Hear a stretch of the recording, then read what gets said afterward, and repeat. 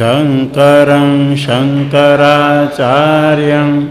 केशवं बादरायणं सूत्रभाष्यकृतौ वन्दे भगवन्तौ पुनः पुनः। ईश्वरो गुरुरात्मेति मूर्तिभेदविभागिने व्योमवद्व्याप्तदेहाय दक्षिणामूर्तये नमः। ओम शांति शांति शांति।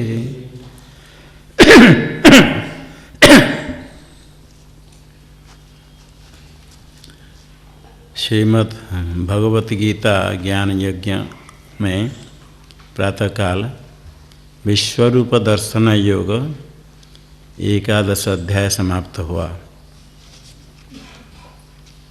अंत में भगवान ने कहा मत कर्म कृन् मत परमो मत भक्त संगवर्जितः निर्वैरः सर्वभूतेषु यः समामेति पांडव।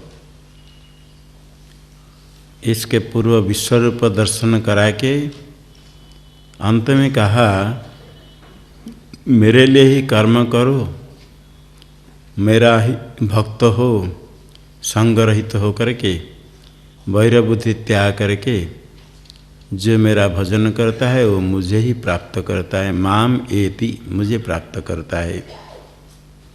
इसके पूर्व द्वितीय अध्याय से लेकर के 10वें अध्याय तक परमात्मा शुद्ध ब्रह्म अक्षर है, सर्व विशेषण रहित निर्विशेष ब्रह्म का उपासना ज्ञान कहा गया। और यहाँ माया शक्ति विशिष्ट सर्वज्ञ सर्वशक्तिमान ईश्वर का भी उपासना कहा गया। विभूति योग में भी कहा गया, 11 अध्याय में भी बताया।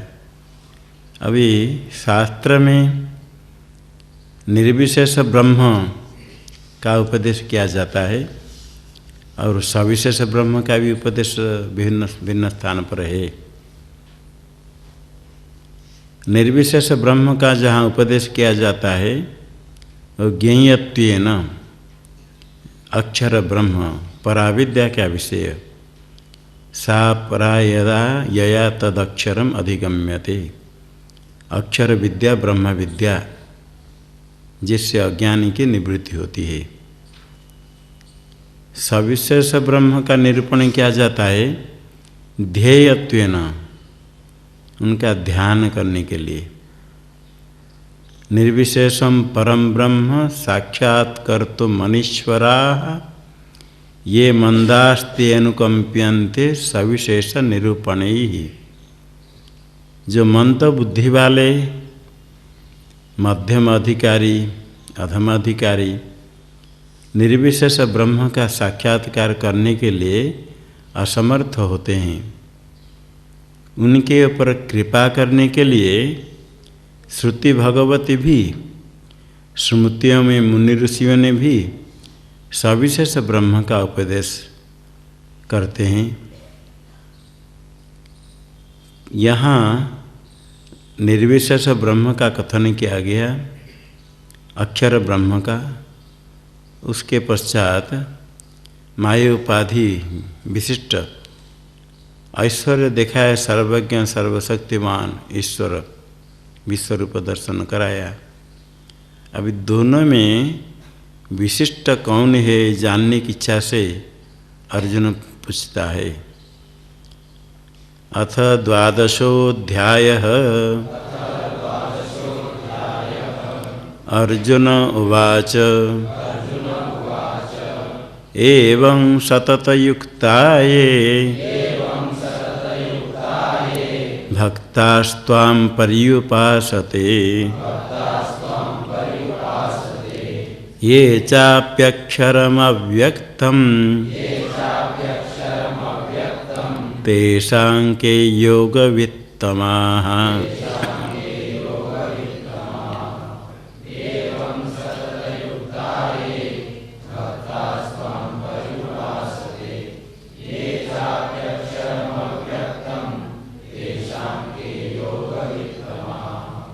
एवं ये भक्ता सतत युक्ता त्वां पर्युपासते ये चापि अक्षरम अव्यक्तम पर्युपासते तेषां के योगवित्तमाः।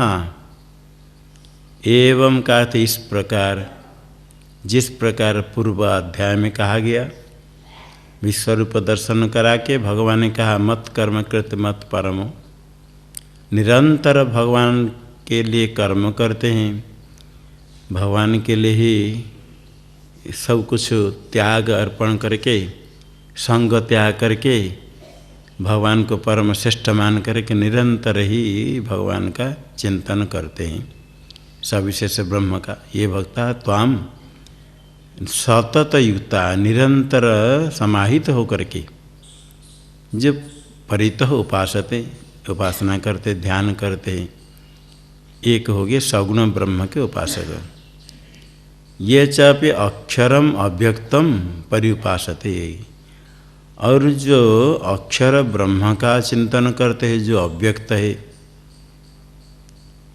शुद्ध चेतन, सब ऐसा त्याग करके, कर्मों का भी त्याग करके शुद्ध ब्रह्म, निरुपाधिक ब्रह्म का चिंतन करते हैं, जो अव्यक्त है, इंद्रिय का विषय नहीं है। इंद्रिय का विषय होगा तो व्यक्त कहते हैं, ये इंद्रिय के विषय नहीं। ऐसा जो चिंतन करते हैं, दोनों में से तेषां मध्य के योगवित्तमाः, अतिशयन योग को जानने वाले कौन है। पहले कहा गया है, भगवान ने स्पष्ट कर दिया था, दो ही निष्ठा है, ज्ञान निष्ठा और कर्म निष्ठा। जब ज्ञान निष्ठा में आरूढ़ नहीं होता है, कर्म करना चाहिए। आरुरुक्षर मुनिर्योगम कर्म कारण मुच्यते, योगारूढ़स्य तस्यैव शमः कारण मुच्यते।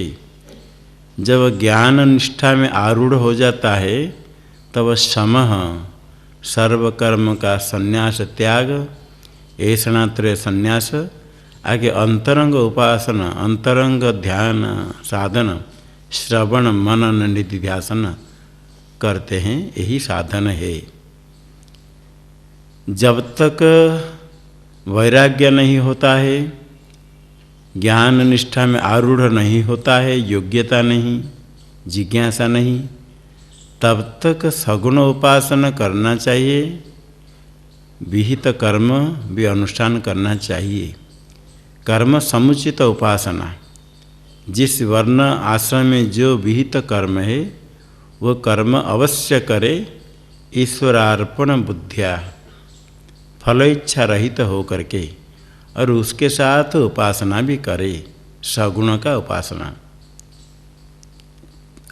जब जिज्ञासा हो, वैराग्य दृढ़ हो, तो निर्विशेष ब्रह्म का चिंतन, वेदांत श्रवण पूर्वक, श्रवण मनन पूर्वक निधिध्यासन। ये निधिध्यासन भी एक प्रकार ध्यान है, उसके भी उपासन शब्द से कहते, उपसमीपे आसनम, निरंतर चिंतन करना है। किंतु योग्यता होने पर, जिज्ञासा होने पर, वेदांत श्रवण करने की इच्छा सबके नहीं होती है, जिज्ञासा नहीं होने से श्रवण करने की इच्छा नहीं होती है। कौतूहल से थोड़े श्रवण करते हैं तो रुचि नहीं होती है, श्रवण नहीं कर पाते हैं। ईश्वरानुग्रहादेशा पुंसाम अद्वैत वासना, अद्वैत ब्रह्म जानने की इच्छा, बहुत पुण्य कर्म करने पर ईश्वरार्पण बुद्धिया विहित कर्म करे, उपासना करे, ईश्वर के अनुग्रह से ही होती है। ईश्वर के अनुग्रह से भी वेदांत श्रवण करने के लिए जो न्यूनतम योग्यता, साधन चतुष्टय, उसकी प्राप्ति होती है ईश्वर अनुग्रह से। अपने वर्णाश्रम धर्म अनुष्ठान करे, तपह करे, तो ईश्वर के अनुग्रह से ही योग्यता की प्राप्ति होती है।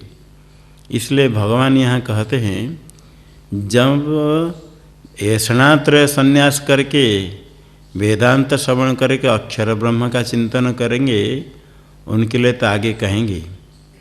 अन्य लोग जो सगुण उपासना करते हैं उनके लिए पहले कहते भगवान, क्योंकि साधन है कर्मयोग।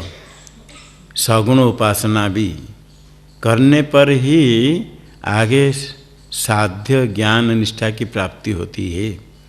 इसी जन्म में हो पूर्व जन्म में हो, जिसने निष्काम कर्म अनुष्ठान किया, सगुण ब्रह्म का उपासना किया, उसकी ही जिज्ञासा होती, आगे वेदांत श्रवण करके ज्ञान निष्ठा कर सकता है।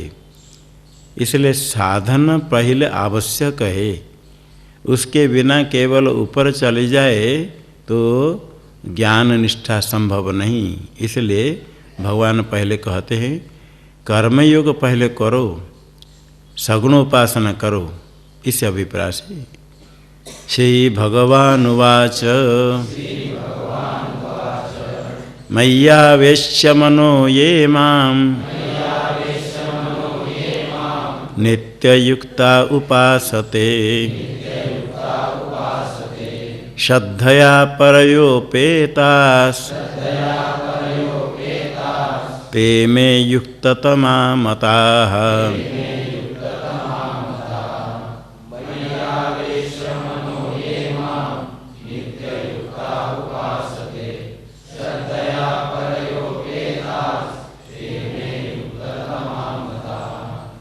ये मयि मनो आवश्य नित्ययुक्ता परया श्रद्धयोपेता माम उपासते ते युक्ततमा मे मताः।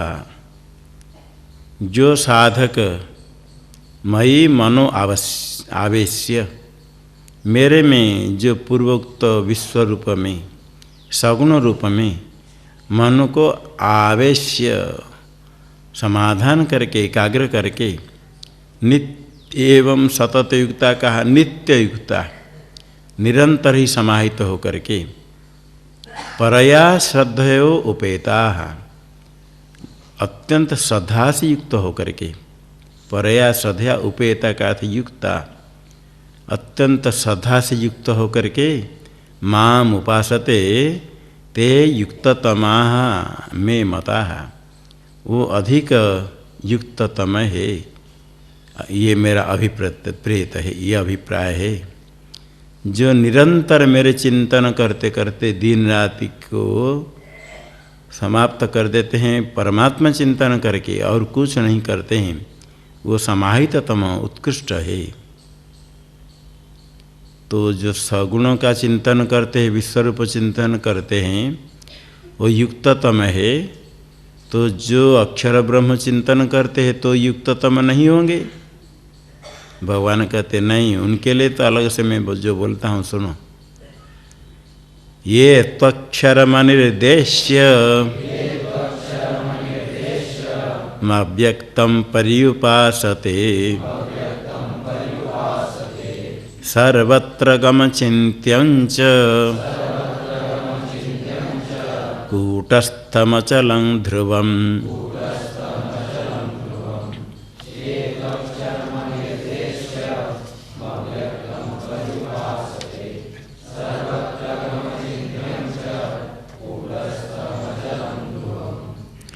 ये तो अक्षरम अनिर्देश्यम अव्यक्तम सर्वत्रगम अचिंत्यम कूटस्थम अचलम ध्रुवम परिपासते। आगे उस दूसरे आगे श्लोक के साथ संबंध है। ते प्राप्नुवन्ति मामेव। ये तो अक्षरम अनिर्देश्यम अव्यक्तम सर्वत्रकम अचिंत्यम कूटस्थम अचलम ध्रुवम परिपासते। ये तू कह करके सगुण के अपेक्षा निर्गुण अक्षर की जो उपासना करते हैं उनके लिए अलग से कहते हैं। न अक्षरती अक्षरम ब्रह्म परमात्मा तदेतत् अक्षरम ब्रह्म। बृहदारण्य में कहा गया अक्षर गार्ग्य को याज्ञवल्क्य ने कहा। अस्थूलम अननु अहर्षु अदीर्घम कोई गुण नाम रूप रहित है। अनिर्देश्यम, वो अव्यक्त होने के कारण अव्यक्तम अनिर्देश्यम, इंद्रिय के द्वारा अभिव्यक्त नहीं होता, इंद्रिय का विषय नहीं है। इंद्रिय का विषय नहीं होने से ना किसी इंद्रिय का विषय ना शब्द का विषय, अव्यक्त होने के कारण शब्द से भी नहीं कहा जा सकता है।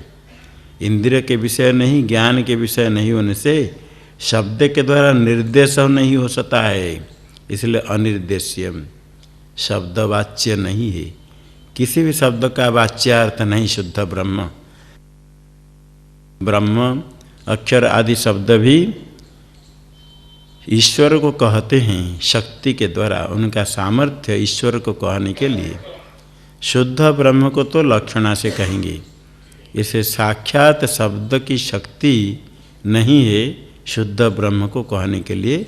ब्रह्म अनिर्देश्यम, अवांग मनस गोचरम, वाणी मन का विषय नहीं है। सर्वत्र गम, सर्वत्र आकाश के समान व्यापक है। सर्वत्र गम, सर्वत्र स्थितम, आकाशवत सर्वगतश्च नित्यः, श्रुति कहती है आकाश के समान सर्वत्र स्थित है और नित्य है।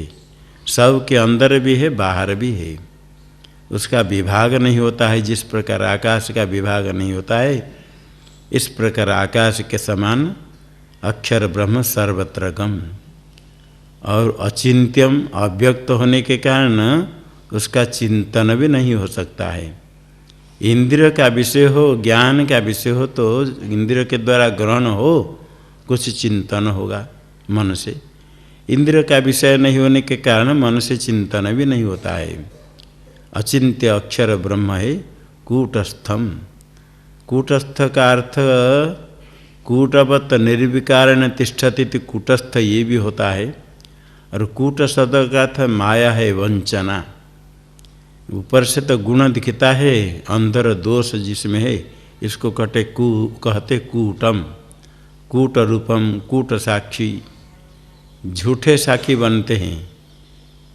न्यायालय में विचार करने के लिए कुछ लोग रोज़ कचहरी जाते हैं, जिसको आवश्यक है साक्ष्य देने के लिए वो उसके लिए बन जाएंगे, साक्षी बन जाएंगे तुरंत। और बुद्धि उनकी बड़ी तीक्ष्ण है।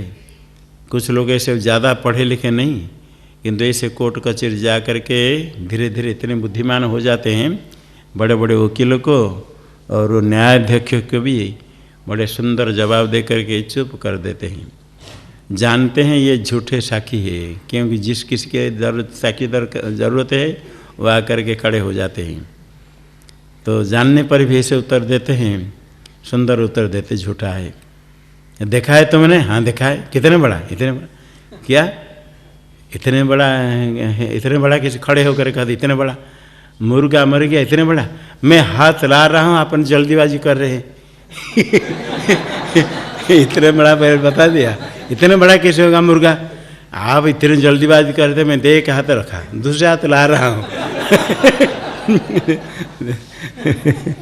इतने बड़ा थे, पहले इतने बड़ा कह दिया। ये कूट साक्षी देने वाले। इसी प्रकार माया है, अविद्या, संसार बीज इसमें है, दोष है, काम कर्म अविद्या है, और माया को ही कूट कहते हैं। उसी माया में स्थित होने के कारण ब्रह्म है कूटस्थ। माया में स्थित है, माया का अधिष्ठान रूप से स्थित है, माया में आश्रित नहीं है। माया का अधिष्ठान, माया का प्रकाशक है, इसलिए कूटस्थ हो गया ब्रह्म। उसके अध्यक्ष है, उसका आश्रय भाषक है। ऐसे कूटस्थ ब्रह्म है, निर्विकार है। अध्रुवम, ध्रुव है पहले अचलम, उसके बाद ध्रुवम। अचल है चलन रहित, जो चलन नहीं होता है तो ध्रुव नित्य ही एक रूप है। ऐसे ब्रह्म की जो उपासना करते हैं, इसे ब्रह्म का उपासना का अर्थ श्रवण मनन निधिध्यासन, एक ही उपासना शब्द का प्रयोग किया गया। यहाँ उपासना का अर्थ निधिध्यासन भी ध्यान है, श्रवण मनन पूर्वक निधिध्यासन करते साक्षात्कार करने के लिए। आगे श्लोक के साथ इसका संबंध है। संयमेन्द्रियग्रामं सर्वत्र समबुद्धयः ते प्राप्नुवन्ति मामेव सर्वभूतहिते रताः।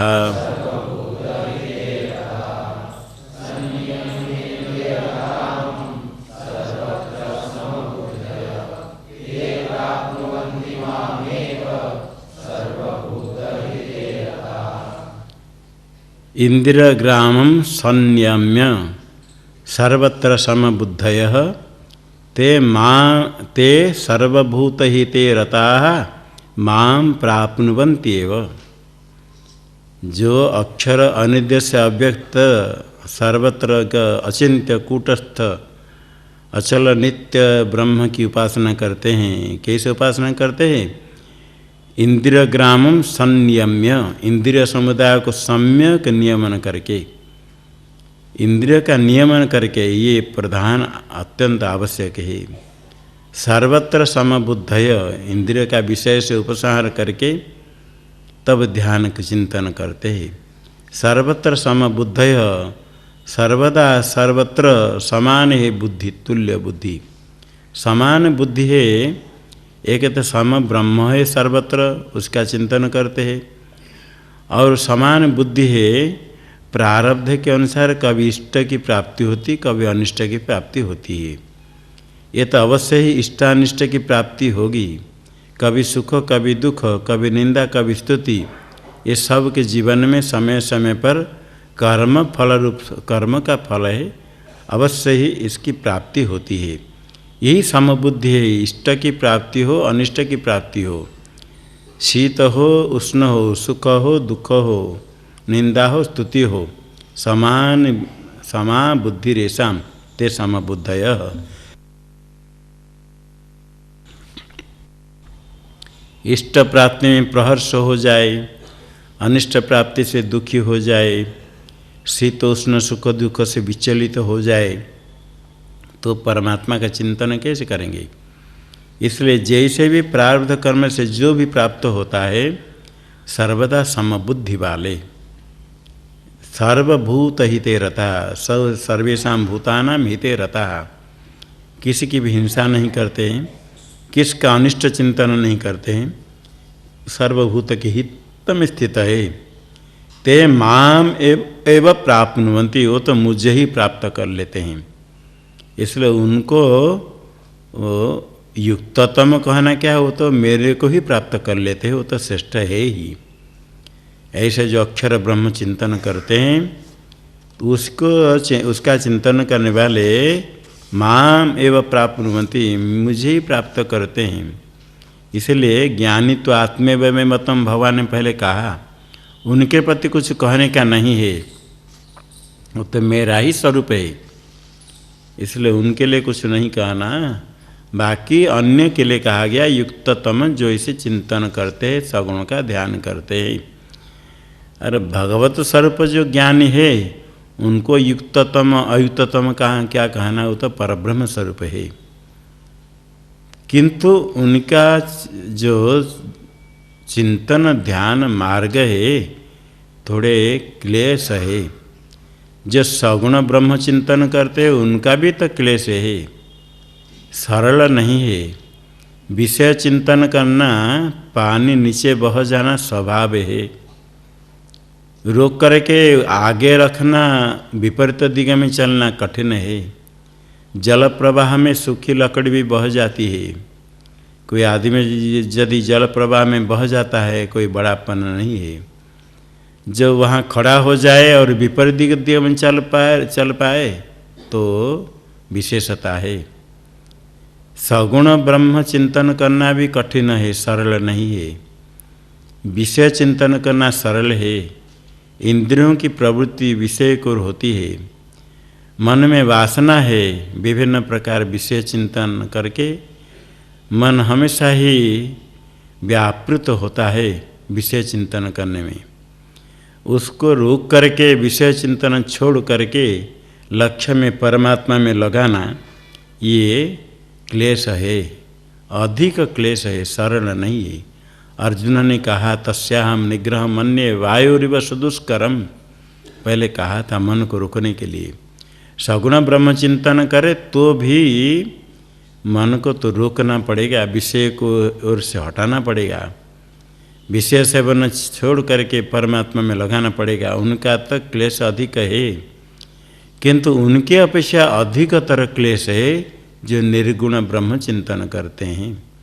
सगुण ब्रह्म चिंतन पहले करे, अंतःकरण शुद्ध हो, बुद्धि तीक्ष्ण हो, मन में एकाग्रता हो, आगे वेदांत श्रवण करके निर्गुण का चिंतन कर सकते हैं।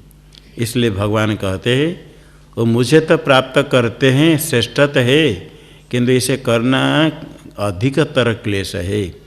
तुम सोचोगे यदि वो मुझे प्राप्त कर लेते तो मैं ही ऐसा करूं, योग्यता जिसकी है वो करे, किंतु समझे जब तक देह अभिमान है तब तक निर्गुण ब्रह्म व्यापक शुद्ध का चिंतन करना कठिन है। भगवान कहते हैं क्लेशोधिकतरस्तेषा अव्यक्तासक्तचेतसाम् अव्यक्ता हि गतिर्दुःखम् देहवद्भिरवाप्यते।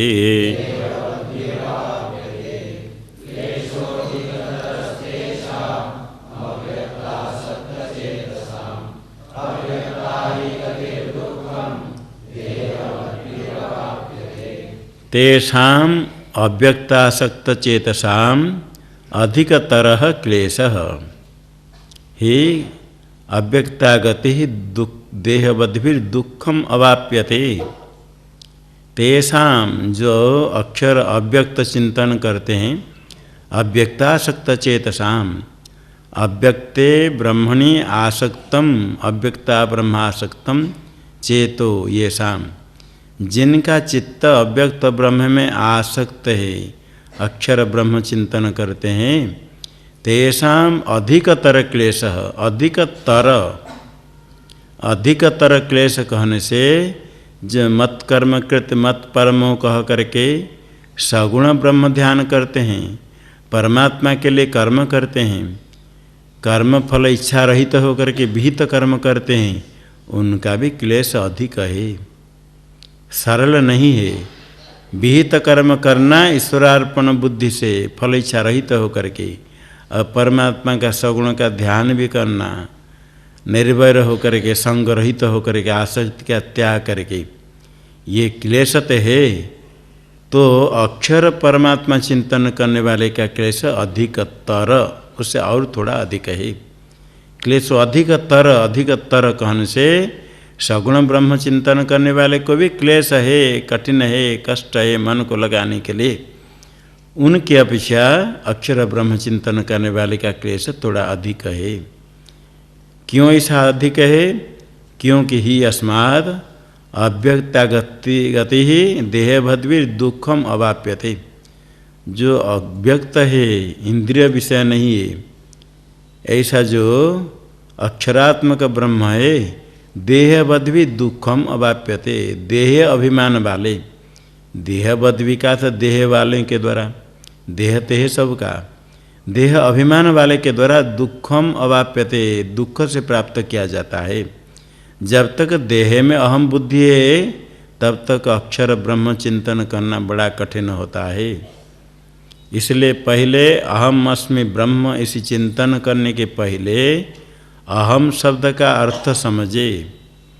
अहम मैं कहने पर ये देह स्थूल शरीर नख से लेकर शिखा तक इंद्रिय प्राण मन बुद्धि चेतन चिदाभास सब को मिला करके ही ग्रहण होता है। देह में जब तक अहम बुद्धि है, देह परिच्छिन्न है, अरे मैं ब्रह्म हूँ, ब्रह्म व्यापक है, निर्गुण है, शुद्ध है, अरे मैं ब्रह्म, ये चिंतन कैसे बनेगा? इसलिए पहले देह अभिमान छोड़ना चाहिए। मैं अहम शब्द का लक्ष्यार्थ पहले निर्णय करें। तत्वमसि महावाक्यार्थ बोध होने पर महावाक्यार्थ के ज्ञान से तो अज्ञान की निवृत्ति होगी, मोक्ष मिलेगा। किंतु महावाक्यार्थ बोध होने के लिए पहले त्वम पदार्थ का बोध आवश्यक है, जो संशय विपर्य रहित बोध। त्वम पदार्थ का बोध हो जाता है शुद्ध चैतन्य समाधि दशा संपन्नम, इतने समझ लिया ग्रंथ सुन करके पढ़ करके आचार्य मुख से। किंतु संशय होता है शुद्ध चैतन्य में कैसे, मैं शरीर वाला हूँ, शुद्ध कैसे होगा, और अद्वितीय कैसे है, व्यापक कैसे है, मैं तो परिच्छिन्न हूँ, ये संशय। और विपरीत भावना, देह में अहम बुद्धि इतने दृढ़ है, समझने के बाद भी अहम कहते समय इधर अहम, अहम जितने समझे में शुद्ध चेतन हूँ, उधर अहम नहीं होता है, इधर। इसका नाम विपरीत भावना। संशय विपर्य रहित ज्ञान लक्ष्यार्थ का निश्चय पहले हो तो देह अभिमान पहले छोड़े। देह अभिमान छोड़ने के लिए योगाभ्यास भी करते हैं। निष्काम कर्म करने से अंतःकरण शुद्ध होने पर त्वम पदार्थ का लक्ष्यार्थ विचार होता है। तब लक्ष्यार्थ विचार होकर के निर्णय करने के बाद त्वम पदार्थ में यदि संशय और विपर्य नष्ट हो जाए तो अहम अस्मि परम ब्रह्म ये चिंतन सरल हो जाएगा। जब तक देह अभिमान भी सरल से नहीं जाता है, बहुत अभ्यास करना पड़ता है। इसलिए पहले मैं कौन हूँ, कामम क्रोधम लोभम मोहम हित्वात्मानं भावय कोहम। भगवत्पाद ने कहा है सब दुर्गुण को, काम क्रोध लोभ मोह सबको छोड़ करके पहले भावय को हम, मैं कौन हूँ, विचार करे। शास्त्र के उपदेश आचार्य मुख से श्रवण करके मैं दृक् रूप चेतन हूँ, आगे 13 अध्याय में स्पष्ट करेंगे। सारा प्रपंच मेरा दृश्य है। ये त्वम शब्द का लक्ष्यार्थ निश्चय जब तक नहीं होता है, ये अव्यक्त गति दुखम अवाप्यते, दुख से प्राप्त होता है, अधिक क्लेश होता है। इसलिए अधिकतर क्लेश कहा जब तक देहाभिमान है। और जो निर्गुण ब्रह्म का चिंतन करते हैं, किस प्रकार चिंतन करते हैं, कैसे रहते हैं, ये आगे कहेंगे। अद्वेष्टा सर्वभूतानाम से लेकर के कथन करेंगे। ये तो सर्वाणि कर्माणि मयि सन्न्यस्य मत्पराः अनन्येनैव योगेन मां ध्यायन्त उपासते।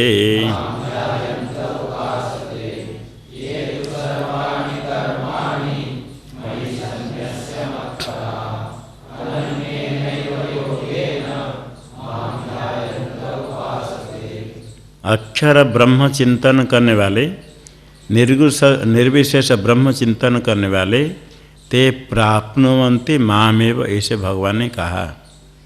यद्यपि क्लेश उनका अधिकतर है तो भी फल कहा मुझे वो प्राप्त करते हैं। और जो सगुण ब्रह्म चिंतन करने वाले ईश्वरार्पण बुद्धिया मत कर्म कृत, मेरे लिए कर्म करते हैं, उनका भी क्लेश अधिक है। उनको युक्ततम भगवान ने कहा, किंतु ये नहीं कहा ते प्राप्नुवन्ति मामेव। तो उनको क्या लाभ होगा, क्या प्राप्त करेंगे? परमात्मा को प्राप्त नहीं करेंगे तो क्या प्राप्त करेंगे?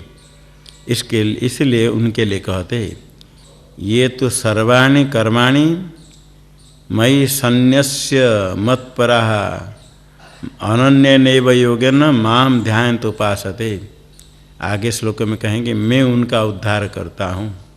सर्वाणि कर्माणि मयि सन्न्यस्य, कर्म विहित कर्म करते हैं किंतु ईश्वरार्पण बुद्धिया, मेरे में त्याग करके फल इच्छा रहित हो करके। मत्पराः अहम परो येषां ते मत्पराः, मुझे सबसे श्रेष्ठ मानते हैं परागति मान करके। अनन्य नैव योगेन, अन्य नहीं अविद्यमानम अन्यत आलम्बनम येषां ते अनन्य। अनन्य योग है विश्व रूप को छोड़ करके और कोई आलंबन नहीं है, केवल सगुण ब्रह्म सर्वव्यापक ब्रह्म जो विश्वरूप है, सर्वव्यापक ब्रह्मांडात्मक है, सर्वव्यापक चिंतन करने के लिए असमर्थ होते हैं तो प्रतीक उपासना उसके पश्चात आता है। पहले तो सबसे श्रेष्ठ है वेदांत श्रवण मनन निधिध्यासन। जो उसके लिए असमर्थ है बुद्धिमांद्य के कारण, आचार्य गुरु के अभाव से वो निर्गुण ब्रह्म में अहंग्रह उपासना करे, अहम अस्मि परम ब्रह्म उपासना ध्यान, उसमें असमर्थ है तो सगुण ब्रह्म की उपासना करे, विश्व रूप की उपासना। व्यापक परमात्मा माया विशिष्ट चेतन परमात्मा व्यापक है। व्यापक परमात्मा चिंतन यदि नहीं हो पाता है तो प्रतीक उपासना करे, प्रतीक उपासना उसके पश्चात आता है। तो जो ये विश्व रूप को अनन्य नहीं वही योग्य ना और कुछ नहीं, समाधि अनुष्ठान करके मेरे ध्यान करते हैं उनका फल आगे कहते हैं। तेषामहं समुद्धर्ता मृत्यु संसार सागरात् भवामि न चिरात् पार्थ मय्यावेशित चेतसाम्।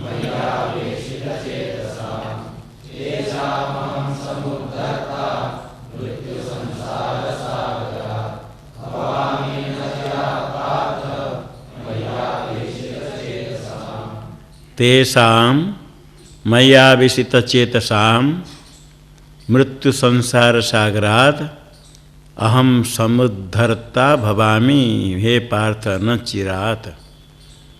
जो सगुण ब्रह्म का चिंतन करते हैं, मत कर्म कृत मत परमो, मेरे लिए ही कर्म करते हैं, कर्म फल इच्छा रहित होकर के, मय्यावेशित चेतसां निरंतर मेरे में चित्त समर्पित करके, समर्पण करके,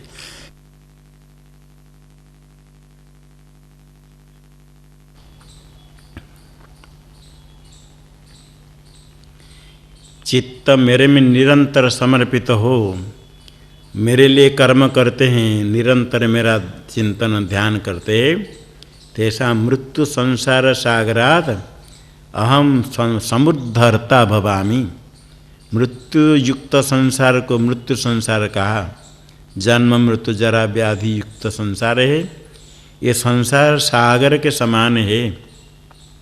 सागर को पार करना जिस प्रकार कठिन है, ये मृत्युयुक्त संसार को पार करना बड़ा कठिन है। ज्ञान प्राप्त होने पर अज्ञान नष्ट होता है तो संसार की निवृत्ति होती है। और जो सगुण ब्रह्म का उपासना करते हैं, भगवान कहते हैं मैं उनको उद्धार कर लेता हूँ। ये सागर से, सागर के समान अपार संसार है, उसका ही उससे मैं उद्धार कर लेता हूँ। उद्धार करता हूँ तो क्या कितने देर के बाद करेंगे, क्या दीर्घ काल लगेगा? कहते नहीं, न चिराद, लंबा नहीं, शीघ्र ही उद्धार कर लेता हूँ। मय्यावेशित चेतसां, बिल्कुल मेरे में चित्त प्रविष्ट हो, मेरा ही चिंतन करे। यहाँ जो निर्गुण ब्रह्म चिंतन करते हैं उनके लिए कहा ते प्राप्नुवन्ति मामेव, वो मेरे तो आत्मस्वरूप है, मुझे ही प्राप्त करते हैं, वस्तुतः मेरे ही स्वरूप है। अज्ञान के कारण भिन्न मानते हैं, अज्ञान नष्ट हो गया तो मेरे रूप ही हो जाते हैं।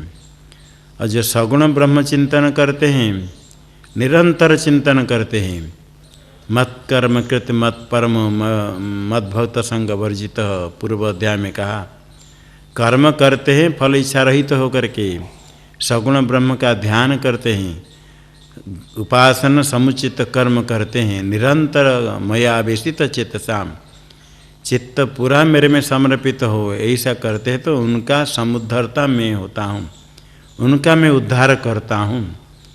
वो संसार पार होने के लिए स्वतंत्र नहीं है।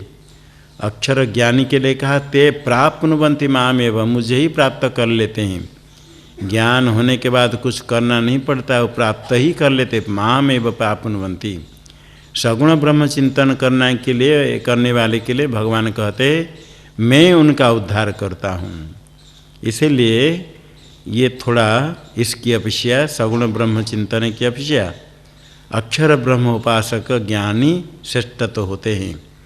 किंतु जब अधिकार नहीं है ज्ञान योग में आरूढ़ नहीं हुआ तब तक कर्म करे, निष्काम कर्म करे, अग्निहोत्र आदि संध्या वंदन आदि करे, जिस वर्णाश्रम में जो विहित कर्म अवश्य करे और मेरा ध्यान करे।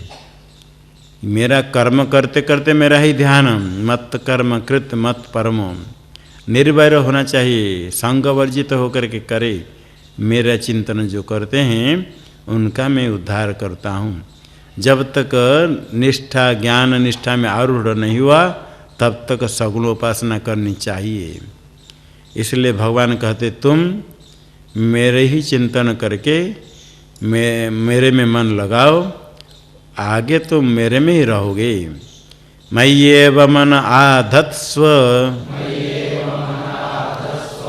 मयि बुद्धिं निवेशय निवसिष्यसि मय्येव अत ऊर्ध्वं न संशयः।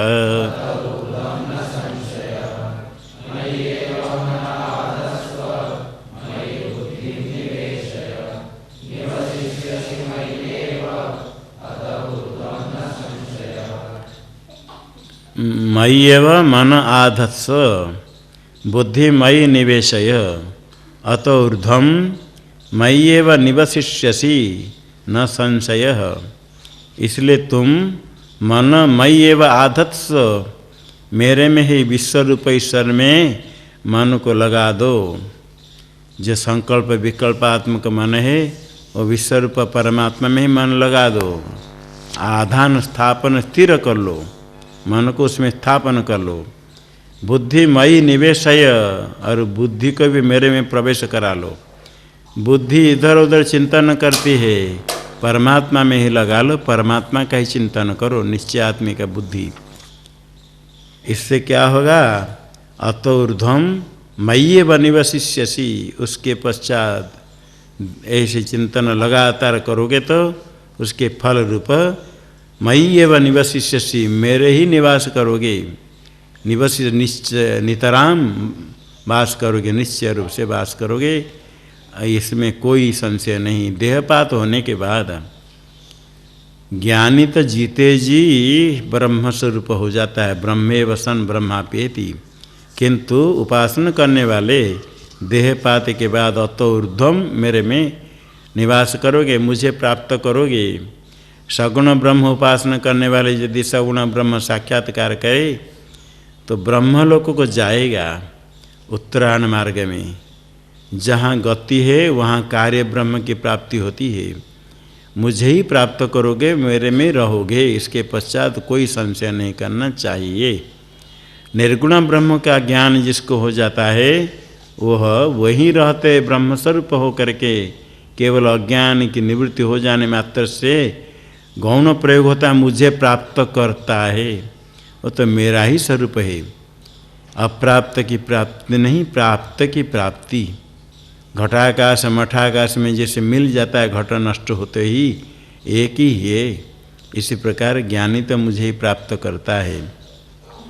किंतु उपासक पहले इसे ध्यान चिंतन करता है, मैं फिर उसका उद्धार करता हूँ। ब्रह्मलोक में आएगा, वहाँ ब्रह्मलोक में फिर ज्ञान प्राप्त होने पर मुक्त हो जाएगा। और ये जो सगुण उपासना है, विश्वरूप चिंतन करना, सर्व ब्रह्मांड में स्थित परमात्मा है, इसमें यदि मन समाधान करने के लिए समर्थ नहीं होते हो तो और थोड़ा सरल उपाय हम कहते हैं। जो साधक ऐसे नहीं कर पाते हैं, भगवान कृपा करके उनके लिए थोड़े थोड़े सरल उपाय कहते हैं।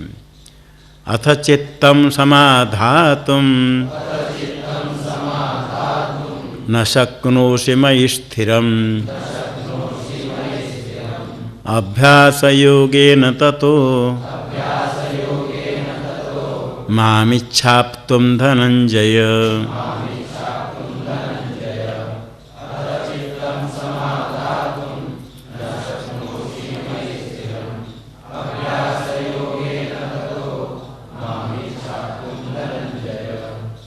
अथ मयि स्थिरं चित्तं समाधातुं न शक्नोषि, ततो अभ्यास योगेन माम आप्तुमिच्छ हे धनंजय। जो यो में कहा, यदि निरंतर मेरे में मन स्थिर करने के लिए समर्थ नहीं होते हो, मयि चित्तम स्थिरम समाधात्म न शक्नोसी, मेरे में चित्त को सम्यक स्थापन करने के लिए, सम्यक आधातुम स्थिर करने के लिए, स्थापन करने के लिए, अस्थिरम न शक्नोसी, अचल करके स्थिर करके यदि नहीं रख सकते हो, तब फिर क्या करना, ततः उसके पश्चात क्या करो, देखो यदि नहीं स्थिर होता है, अभ्यास योगेन माम आप्तुमिच्छ, अभ्यास योग से मुझे प्राप्त करने का प्रयत्न करो। अभ्यास पूर्वक योग अभ्यास योग। अभ्यास है एक ही आलम्बन में चित्त इधर उधर जाता है, अन्य से हटा करके फिर उसमें लगाना, यही अभ्यास है। बार बार अभ्यास ने तो कौनते वैराग्येण च गृह्यते, यही एक आलम्बन में मन को लगाना। मन का स्वभाव है दौड़ता है, विषय के चिंतन करने में भागता है, जहाँ जहाँ जाता है वहाँ से हटा करके जिस निमित्त के कारण जाता है बाहर, उस निमित्त का विचार करे, उसमें विषय में मिथ्यात्व बुद्धि करे, वो कुछ लाभ नहीं है, ऐसे भोग बहुत हो गया है, ऐसे भोग करके तृष्णा की निवृत्ति नहीं होगी, उससे हटो, मन को हटाओ, लगा कर फिर ला करके लक्ष्य में लगाए। बार बार अभ्यास करने पर फिर अभ्यास पूर्वक योग होता है, समाधि समाधान एकाग्रता। अभ्यास बार बार करने से लक्ष्य में स्थिर होता है, तो अभ्यास पूर्वक योग, अभ्यास योग, उससे माम आप्तुमिच्छ, मैं जो विषय रूप हूँ मुझे प्राप्त करने की इच्छा करो, फिर बाद में ऐसे ही चिंतन करो। और बैठ करके चिंतन जब करते, अभ्यास करने के लिए अभ्यास तो करते हैं, अभ्यास भी चलता है, मन भी भागता रहता है। अभ्यास करते करते कहना सरल है, अभ्यास करो अभ्यास करो, अभ्यास भी करते हैं, अब मन भी भागता है। अभ्यास करते करते बूढ़े हो गए, दांत गिरे, बाल गिरे, आँख में देखना बंद, कान सुनना बंद, सब हो गया, तो भी मन स्थिर नहीं होता है। यह निश्चय है, जाना है, कुछ लेना नहीं है, फिर भी मन भागता है। मन बूढ़ा नहीं होता है, शरीर तो बूढ़ा हो जाता है, मन तो बिल्कुल और छोटा होता है, और चाहिए और चाहिए, तृप्त नहीं है। तो भगवान कहते यदि अभ्यास करने के लिए समर्थ नहीं तो और थोड़ा सरल उपाय बताते हैं। अभ्यासेप्यसमर्थोऽसि मत्कर्म परमो भव, मदर्थमपि कर्माणि कुर्वन् सिद्धिमवाप्स्यसि।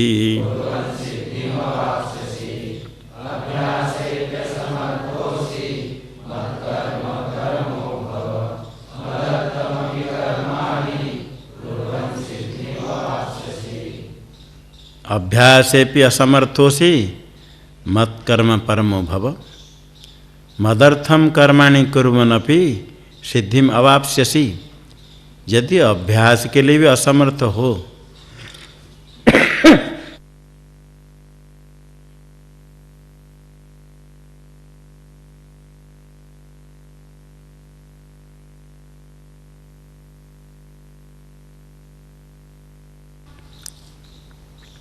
साधक प्रयत्न करता है, अभ्यास करना चाहता है, मन को लगाना चाहता है, कब असमर्थ हो जाता है, तो भगवान कहते हैं यदि असमर्थ हो, मत कर्म परमो भव, मत कर्म, मदर्थम कर्म मत कर्म, जो कर्म करते मेरे लिए ही कर्म करो।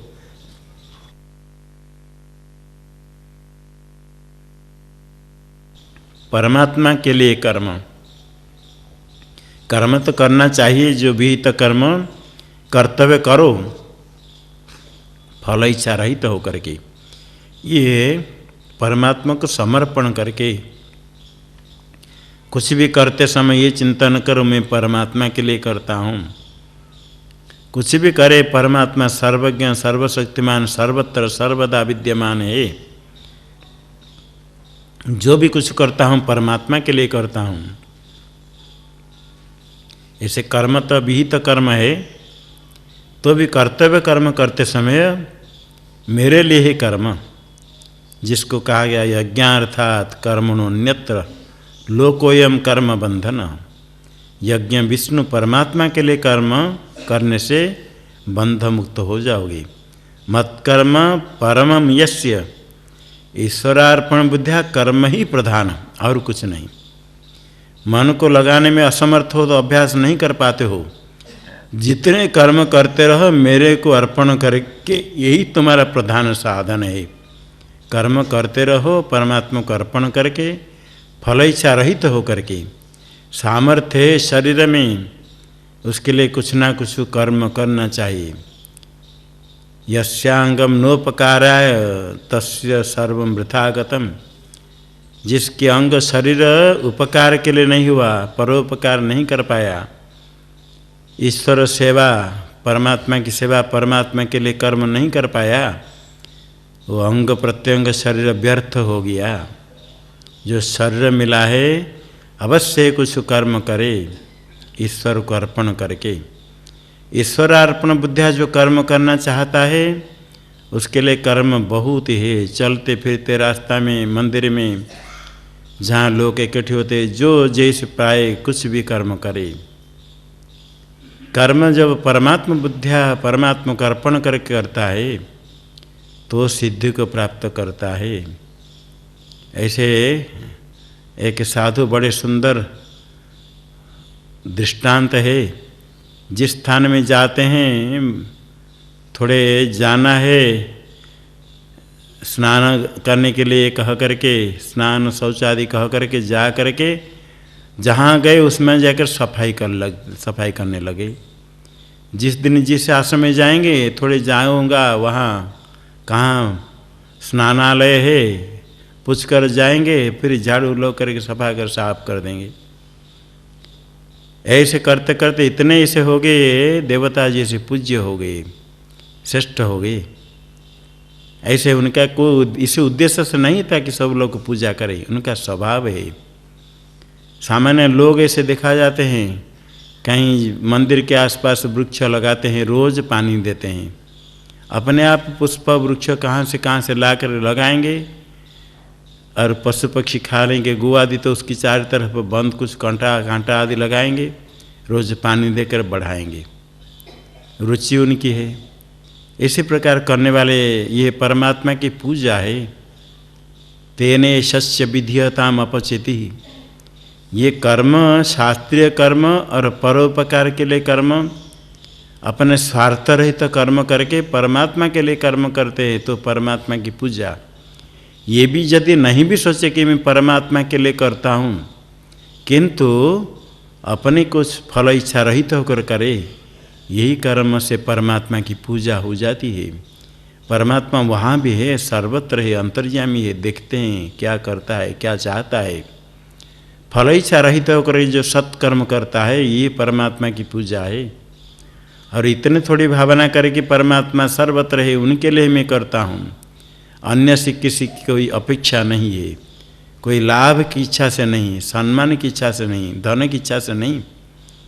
मेरे में शरीर में सामर्थ्य है, कुछ कर सकता हूँ, करना चाहिए। सामर्थ्य होने पर भी जो नहीं करता है उसको धिक्कार किया जाता है। विद्वान लोग धिक्कार करते हैं। जो असमर्थ है वो नहीं कर पाएगा, सामर्थ्य होने पर भी नहीं करता है तो उसका सामर्थ्य व्यर्थ हो गया। शरीर में सामर्थ्य है तो कुछ करना चाहिए।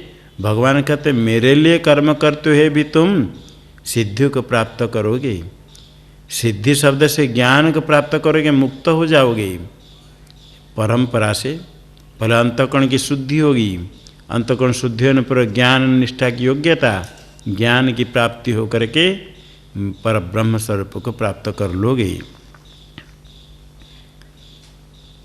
और ये यदि नहीं कर पाते है, वो कर पाते हैं तो भी थोड़ा बताते हैं भगवान कृपालु है।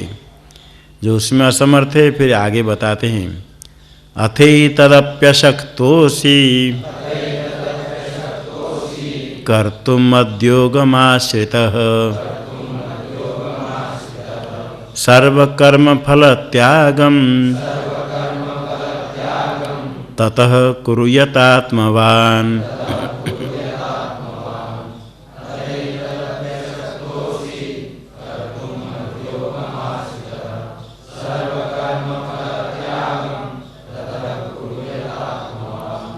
अथ एतदपि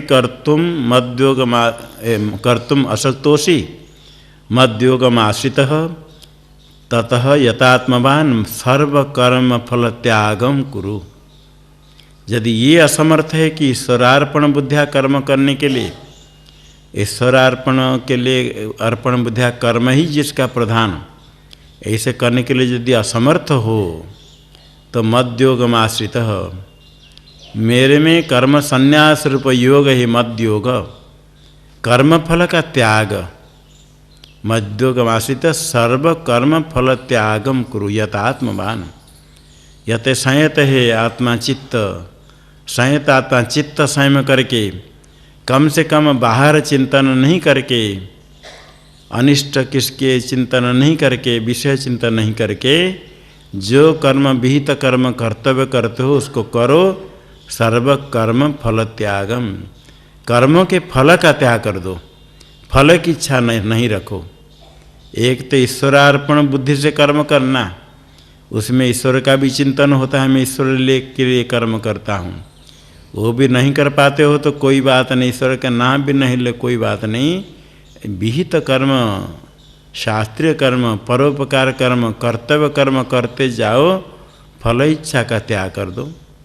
बस सब कर्म के फल का त्याग, कर्म फल संन्यास, फल त्याग का अर्थ फल की इच्छा का त्याग, फल इच्छा नहीं रख करके कर्म करो, तो ये सबसे श्रेष्ठ है। करो सत्कर्म, निषिद्ध कर्म नहीं, सत्कर्म है।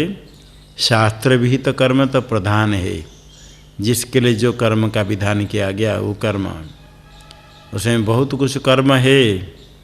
आजकल सब संभव नहीं कर नहीं पाते, अग्निहोत्र आदि है, संध्या वंदन आदि है, तो भी ऐसे कर्म विहित कर्म कुछ कुछ अवश्य करे। उसके साथ साथ कुछ परोपकार, माता पिता की सेवा, आचार्य की सेवा, मंदिर आदि में देवस्थान में सेवा, ये कर्म तो सब कर सकते हैं। अन्य शास्त्रीय वैदिक कर्म करने के लिए सामर्थ्य नहीं हो, किंतु ये कर्म कोई भी कर सकता है।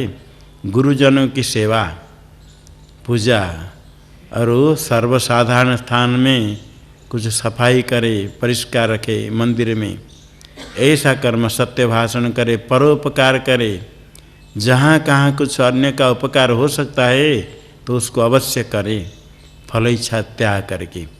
ये भावना नहीं रखे मैं करता हूँ तो मुझे कुछ आगे लाभ होगा, ये भावना छोड़ करके ये सोचे ये परमात्मा की कृपा है, मुझे सामर्थ्य दिया, मेरे में कुछ सामर्थ्य है, सामर्थ्य का उपयोग करे, जिस किस प्रकार उपकार जिसका कर पाए करे, जो जिसके लिए समर्थ है वो परोपकार करे।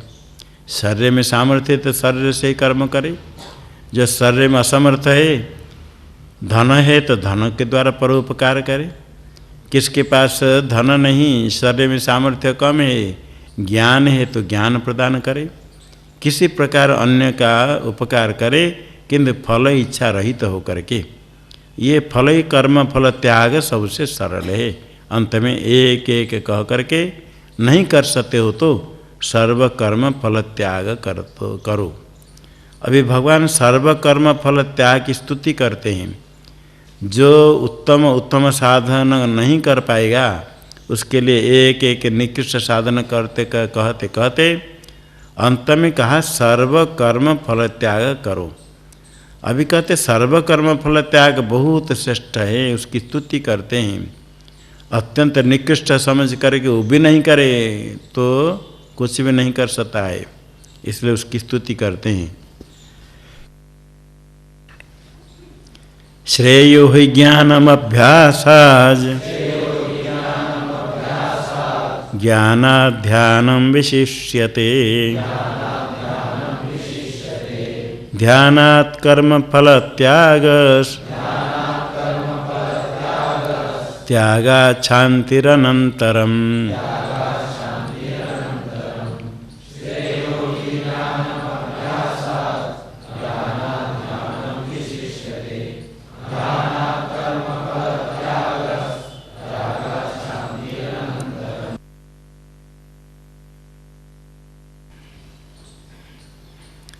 ज्ञानम ही अभ्यासात् श्रेयः ज्ञानात् ध्यानं विशिष्यते ध्यानात् कर्मफल त्याग विशिष्यते क्रिया कार्य हो जाएगा।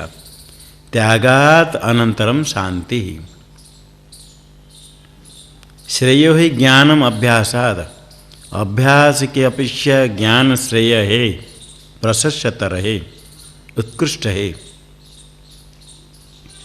अभ्यास क्या विवेक के बिना किसी आलंबन में चित्त को लगाना, बार बार मन को हटा करके विशेष हटा करके किसी आलंबन में लगाना, सगुण परमात्मा में प्रतीक में किसी विषय में मन को लगाना, ये अभ्यास अविवेक पूर्वक ही होता है। उसकी अपेक्षा थोड़े शास्त्र का ज्ञान, शास्त्र श्रवण करके परमात्मा श्रवण करके तद विषय का ज्ञान श्रेष्ठ है।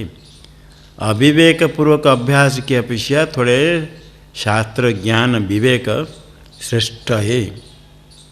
किंतु शास्त्र ज्ञान होने के बाद ऐसे रह जाना, उसकी अपेक्षा ज्ञान पूर्वक ध्यान श्रेष्ठ है। ज्ञान के बिना ध्यान नहीं, ज्ञान के बिना ध्यान तो अभ्यास हो गया पहले। अभी शास्त्रार्थ समझ करके ज्ञान के पश्चात ध्यानम विशिष्यते। तो केवल ज्ञान की अपेक्षा ज्ञान पूर्वक ध्यान विशिष्यते, उत्कृष्ट है।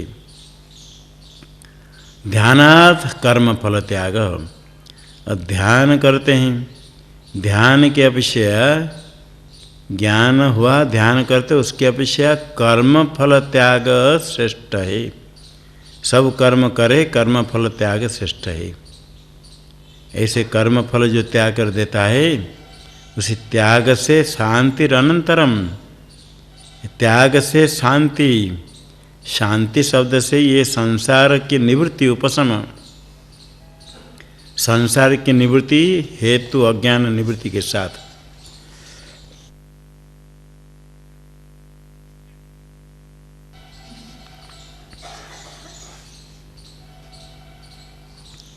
अनंतरम शांति को प्राप्त करता है। सब कर्म का फल त्याग उत्कृष्ट साधन करने के लिए यदि असमर्थ होता है तो कर्म फल त्याग करने के लिए भगवान ने कहा, न कि पहले उपदेश नहीं किया। इसलिए इसकी स्तुति के लिए कहते हैं। अन्य का जो कहा गया वो तो ठीक है, अभ्यास की अपेक्षा शास्त्र ज्ञान, ज्ञान की अपेक्षा ज्ञान पूर्वक ध्यान श्रेष्ठ है।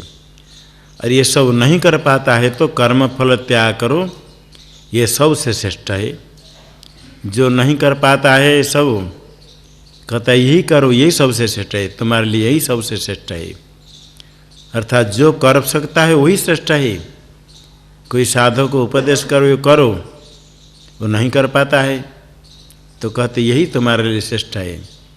कोई पूछता हम क्या पढ़ें, कहाँ से शुरू करें, सिद्धांत कौंदी पाठ चलता है, अद्वैत सिद्धि पंचवादी का पाठ चलता है, क्या श्रवण करेंगे, और लघु कौमुदी भी पाठ चलता है तो क्या करेंगे। कहते सबसे श्रेष्ठ है लघु कौमुदी, लघु कौमुदी पढ़ो। लघु कौमुदी श्रेष्ठ नहीं, लघु कौमुदी पढ़ने के बाद आगे ग्रंथ में प्रवृत्ति होगी, उसको पढ़े बिना आगे समझ में नहीं आएगा। कहते सबसे श्रेष्ठ है तुम्हारे लिए लघु कौमुदी, वही करो। इस प्रकार भगवान कहते जब ये उत्तम उत्तम साधन नहीं कर पाता है तो कर्म फल त्याग सबसे श्रेष्ठ कह करके उसकी स्तुति करते हैं भगवान। ये हुआ सगुण उपासना, सगुण ब्रह्म चिंतन करने वाले के लिए। और जो अक्षर ब्रह्म चिंतन करेंगे, सर्व कर्म त्याग ऐषणा संन्यास पूर्वक, ऐषणा त्रय संन्यास ही मुख्य संन्यास है। पुत्रेषणा, वित्तेषणा, लोकेषणा, इच्छा है ऐषणा। पुत्र की इच्छा, साधु हो तो पुत्र, नहीं हो तो भक्त की इच्छा है, शिष्य की इच्छा। वित्तेषणा, धन की इच्छा, ये तो सबके लिए। और लोकेषणा, लोक की इच्छा। एक तो लोक में सम्मान, एक लोक की प्राप्ति, स्वर्गलोक, इस लोक की इच्छा।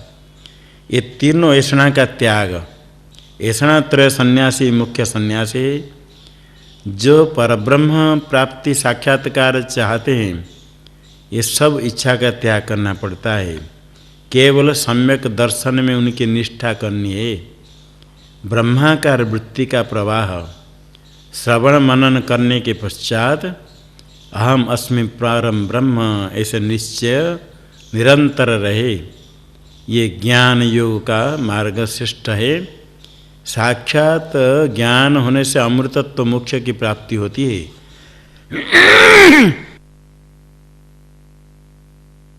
ज्ञान प्राप्त करने के लिए कुछ साधन चाहिए, कुछ नहीं। केवल अहम अस्मि ब्रह्म रटने से नहीं होता है। मैं ब्रह्म हूँ, मैं ब्रह्म हूँ, सोहम शिवहम रटने से नहीं होगा। जिसको यदि बनना है, राजा बनना है, क्या क्या करना पड़ेगा। यदि बनना है, आचार्य बनना है, अध्यापक बनना है, कुछ करने के लिए सीख करके उपाय अनुष्ठान कर करना पड़ेगा। और कुछ नहीं करके खाली कहेंगे तुम रटते जाओ, मैं महाराज हूँ, सम्राट हूँ, मैं बड़े अध्यापक हूँ, मैं बड़े ज्ञानी हूँ, मैं प्रधानमंत्री हूँ, कुछ नहीं होगा। इसलिए मैं ब्रह्म हूँ ऐसा निश्चय होने के लिए कुछ योग्यता साधन पहले चाहिए। ये सब साधन होने पर ही निश्चय होगा। शब्द से रटने से निश्चय नहीं होगा। कुछ लोगों को भक्तों को मंत्र देते हैं, सो हम रटो शिवो हम, वो सत्य है कि मंत्र है, वो मंत्र जैसे जप करते हैं, उनको पता नहीं इसमें क्या अर्थ है इसका। जप करने के लिए मंत्र देते थे कि सोहम जप करो। वो सोहम का तो बोलती ये किसी भगवान का नाम है। तो भगवान का नाम लेने के लिए गुरुजी ने कहा भगवान का नाम लेना चाहिए। मैं भगवान का नाम लेता हूँ, किंतु अभी तक पता नहीं है कौन सी किसी भगवान का नाम है। जबकि सोहम किसी भगवान का नाम है, वह मैं हूँ, वो परमात्मा मैं हूँ। जब मैं कहा ये तो इसका अर्थ परमात्मा मैं हूँ, वो डर गई। बोले मैं परमात्मा हूँ, ये जपना है, कोई भगवान का नाम नहीं। तो भगवान का नाम इसलिए खाली रटने से नहीं होता है।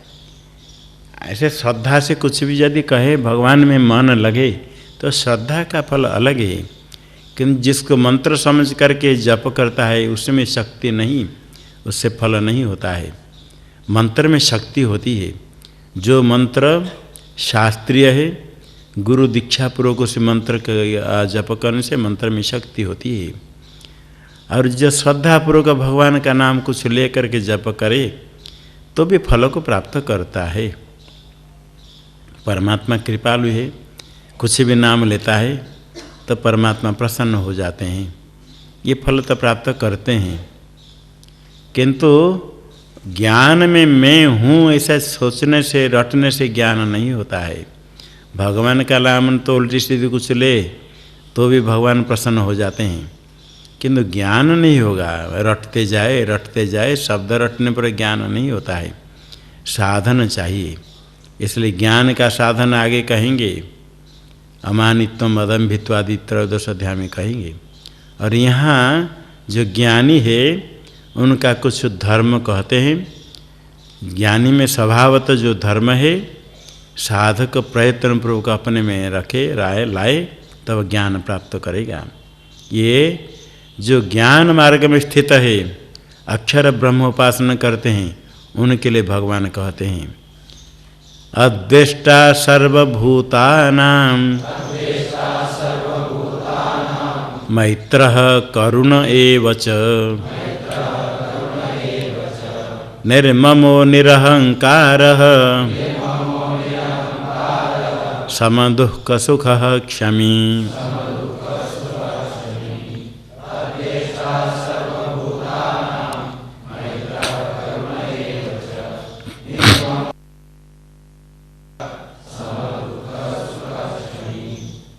सर्वभूतानां अद्वेष्टा मैत्रः करुण एव च निर्ममः निरहंकार समदुःख सुख क्षमी। आगे कहेंगे मद भक्त समय प्रिय, ऐसा जो मेरा भक्त है मेरा प्रिय है। सर्वभूतानां अद्वेष्टा, द्वेष नहीं करता है किसी का। जो अपने दुख का कारण हमको दुख देते उनका भी द्वेष नहीं करता है। संपूर्ण भूतों को आत्म रूप से देखता है। सारा ब्रह्मांड अहम अस्मि, सारा ब्रह्मांड ही ब्रह्म है। सर्वम खलु इदं ब्रह्म, और अहम अस्मि ब्रह्म चिंतन करता है।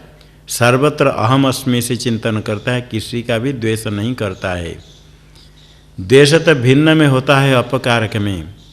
ज्ञानी नहीं देखता है मेरे से भिन्न कोई है, और अपकारक की भी कौन हो सकता है। इसलिए सर्वभूतानाम अद्वेष्टा, द्वेष नहीं करता है। मैत्र है, मैत्री सबके साथ मित्र रूप से रहता है। करुणा वच, करुणावान, कृपा है। दुखियों में दया। ये संन्यास लेते समय एक कहते हैं विरजा हम करते हैं, हवन करते हैं, संपूर्ण भूतों को अभय प्रदान करते हैं। अभयम सर्वभूतेभ्य मत्तः स्वाहा, ऐसा करके सारे भूतों को अभय प्रदान करते हैं। मेरे से किसको भय प्राप्त नहीं हो। सन्यासी का नियम है, चलते समय भी ऐसे चले। कोई पशु पक्षी पास में है, उनको भय नहीं हो। पशु पास में पक्षी है, जोर से चले उड़ जाएगा, पशु डर कर भाग जाएगा मेरे पास आते पिटने के लिए। तो यदि पशु पक्षी है तो इतने शांत होकर के हट कर चले, उनको भय नहीं हो। ये सन्यासी का कर्तव्य है। जोर से चल गए, दौड़ गए तो उसको भय लगेगा, डरेगा मुझे मारने के लिए आए। भय किसको नहीं हो, ऐसे शांत होकर के रहता है। ये करुणा है, करुणा सबके बने अभय प्रदान करता है। मेरे मम निर्गत मम यस्य, मम मेरा जो बुद्धि है, मेरा मेरी, ऐसी जो बुद्धि होती है, ये उसके समाप्त हो जाते हैं। एक अद्वितीय ब्रह्म से भी न कुछ भी नहीं, तो मेरा और क्या रहे। ब्रह्म से भी न कुछ नहीं, तो किस में ममत्व बुद्धि करेगा। मम प्रत्यय ज्ञान रहित, निरहंकार, अहंकार रहित। देहादि में अहम बुद्धि नहीं, एक शुद्ध ब्रह्म से अतिरिक्त और कुछ भी नहीं है। ऐसा ज्ञानी भक्त मेरा प्रिय होता है। सम दुख सुख, दुखम च सुखम च दुख सुखे समयस्य। सुख दुख दोनों समान। समान कैसे, दुख मिलते समय भी खुश हो, सुख मिलते समय भी दुखी। सुख मिलने पर भी जो सुख में राग होता है और दुख में द्वेष होता है। ज्ञानी में सुख मिले दुख मिले, ये दोनों राग द्वेष का आरंभक नहीं होते हैं। अज्ञानी में सुख राग का प्रवर्तक, सुख होने पर राग हर्ष होता है, दुख में दुख साधन में द्वेष होता है। किंतु विवेकी राग द्वेष रहित होता है। विचार करके राग द्वेष को त्याग करना है। कर्म फल सुख दुख समय समय पर प्राप्त होगा। किसी में इष्टता बुद्धि, किसी में अनिष्टता बुद्धि होती है। इष्ट अनिष्ट चिंतन करके राग द्वेष नहीं करे, ऐसे सम दुख सुख। और क्षमी, क्षमावान। कोई आक्रोश करके शब्द कटु शब्द कहा, कुछ ताड़न किया, कोई विकार नहीं हो करे, विक्रिया नहीं करे, निरंतर सहन करे। ऐसे है जो अक्षर ब्रह्म चिंतन करते उनको ऐसे होना चाहिए। और यदि सगुण ब्रह्म चिंतन करने वाले भी ऐसे हो जाए तो कोई आपत्ति नहीं। भगवान कहते ऐसा जो भक्त है मेरा प्रिय है। भक्ति योग है 12 अध्याय। भक्ति कहते ही बहुत लोग बड़े खुश होते हैं, हमारे साधन आ गया। किंतु भक्त ऐसे भक्त भगवान का प्रिय है। ऐसे भक्त हो तो ठीक है। सर्वभूतानाम अद्वेष्टा, सबका मित्र, सबके प्रति करुणा, मम और अहंकार, मैं और मेरा ये बुद्धि नहीं हो, सुख दुख में समान हो, सर्वत्र क्षमा। संतुष्ट सततम योगी, यतात्मा दृढ़ निश्चय,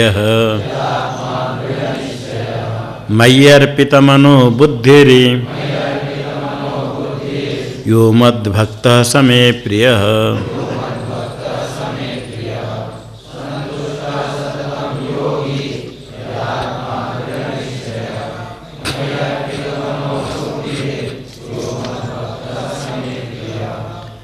सततम संतुष्ट योगी यतात्मा दृढ़ निश्चय, मय्यर्पित मन बुद्धिरि, यो मद्भक्त समे प्रिय। ऐसा भक्त मेरा प्रिय है।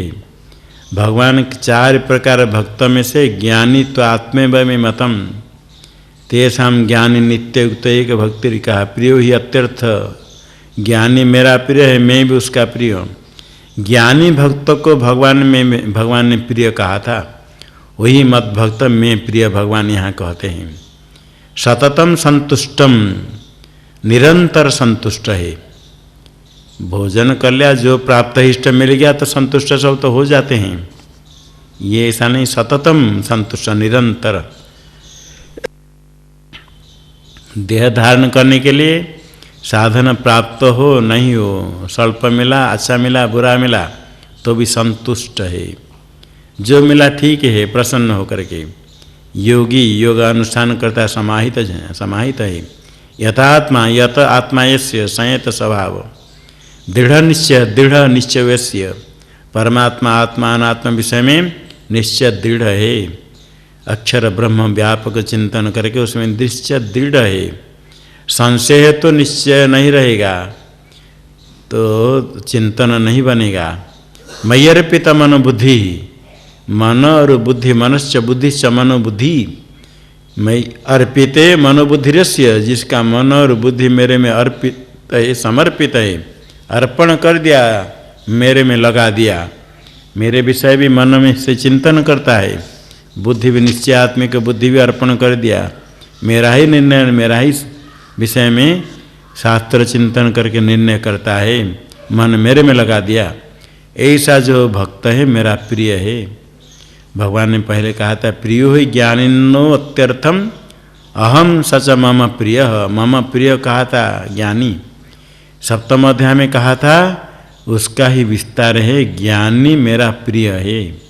इसलिए ये जो कहा गया, अज्ञान युग में स्थित के लिए भगवान भक्त मेरा भक्त कहते हैं। जो लोग इसको नहीं मान करके कहते भक्त मेरा प्रिय, भक्त मेरा प्रिय, ठीक है, भक्त प्रिय है। ज्ञानी को भक्त नहीं मानते तो नहीं मानो। जो तुम अपने को भक्त मानते हो, कैसे भक्त मेरा प्रिय है भगवान कहते, ये सब होना चाहिए। संतुष्ट सततम योगी यथात्मा, ये सब धर्म हो तो ज्ञानी हो अथवा नहीं हो, ये भक्त मेरा प्रिय ही है भगवान कहते, उसका हम निराकरण नहीं करते हैं। तो यहाँ भगवान कहते हैं, जो अक्षर ब्रह्म उपासक है, ज्ञानी भक्त जिनको मैं मम प्रिय पहले कहा था, उसका ही विस्तार है ज्ञानी के विषय में। ज्ञान योग में स्थित भक्त के लिए भगवान उपदेश करते हैं। जो ज्ञान अनुष्ठान ज्ञान योग में स्थित है, श्रवण मनन निधिध्यासन, ऐसे होना चाहिए। ज्ञानी होने पर तो स्वभाव अपने आप ही होता है, और साधक ऐसे ये धर्म वाला होना चाहिए। और द्वैत चिंतन करने वाले, सगुण उपासना करने वाले भी ये यदि धर्म हो जाए तो अवश्य ही परमात्मा का प्रिय हो जाता है। यस्मान्नोद्विजते लोको लोकान्नोद्विजते च यः हर्षामर्षभयोद्वेगैर् मुक्तो यः स च मे प्रियः।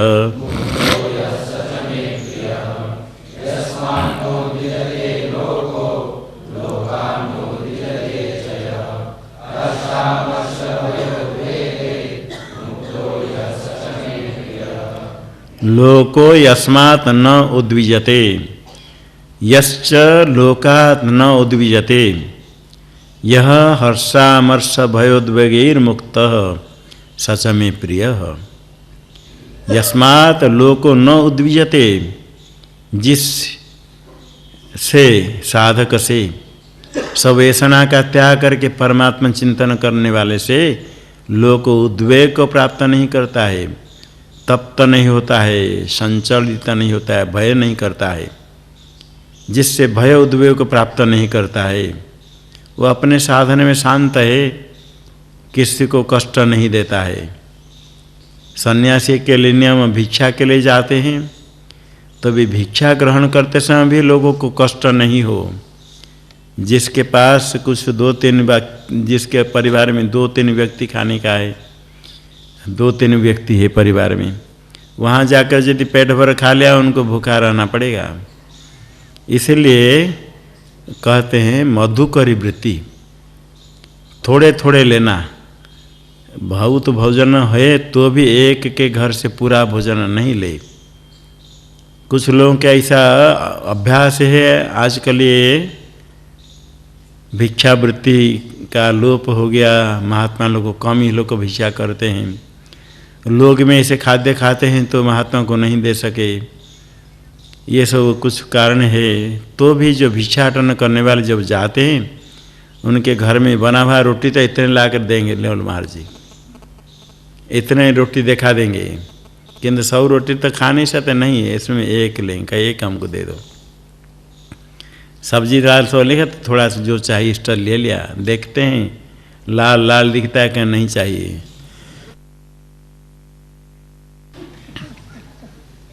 जो आवश्यक है लेना है।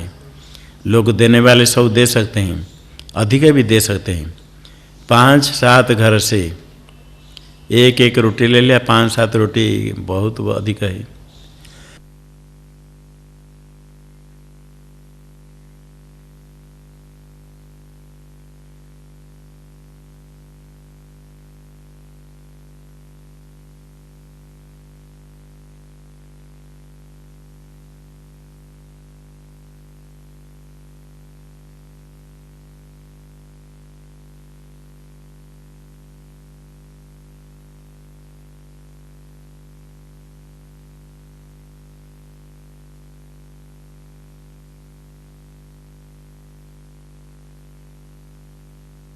ऐसे होता है भोजन जो आश्रम में प्राप्त होता है उसे अच्छा भोजन मिलता है भिक्षा में।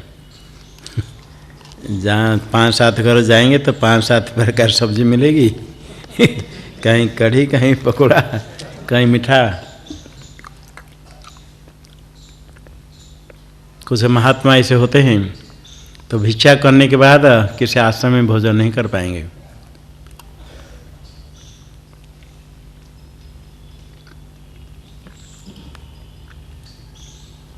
अच्छा भोजन करने का अभ्यास हो जाता है, फिर वही प्रिय है, अभाव नहीं होता है। ऐसे लोग देने वाले भी खुश होकर के देते हैं। 5-7 घर में तो क्या एक अधिक भी दे देते हैं, खुश होकर के। कोई महात्मा आए भिक्षा के लिए उनको अधिक दे देते हैं, अधिक ही हो जाता है। किंतु भिक्षा लेते समय अन्य को कष्ट नहीं हो, ये ध्यान रखना चाहिए।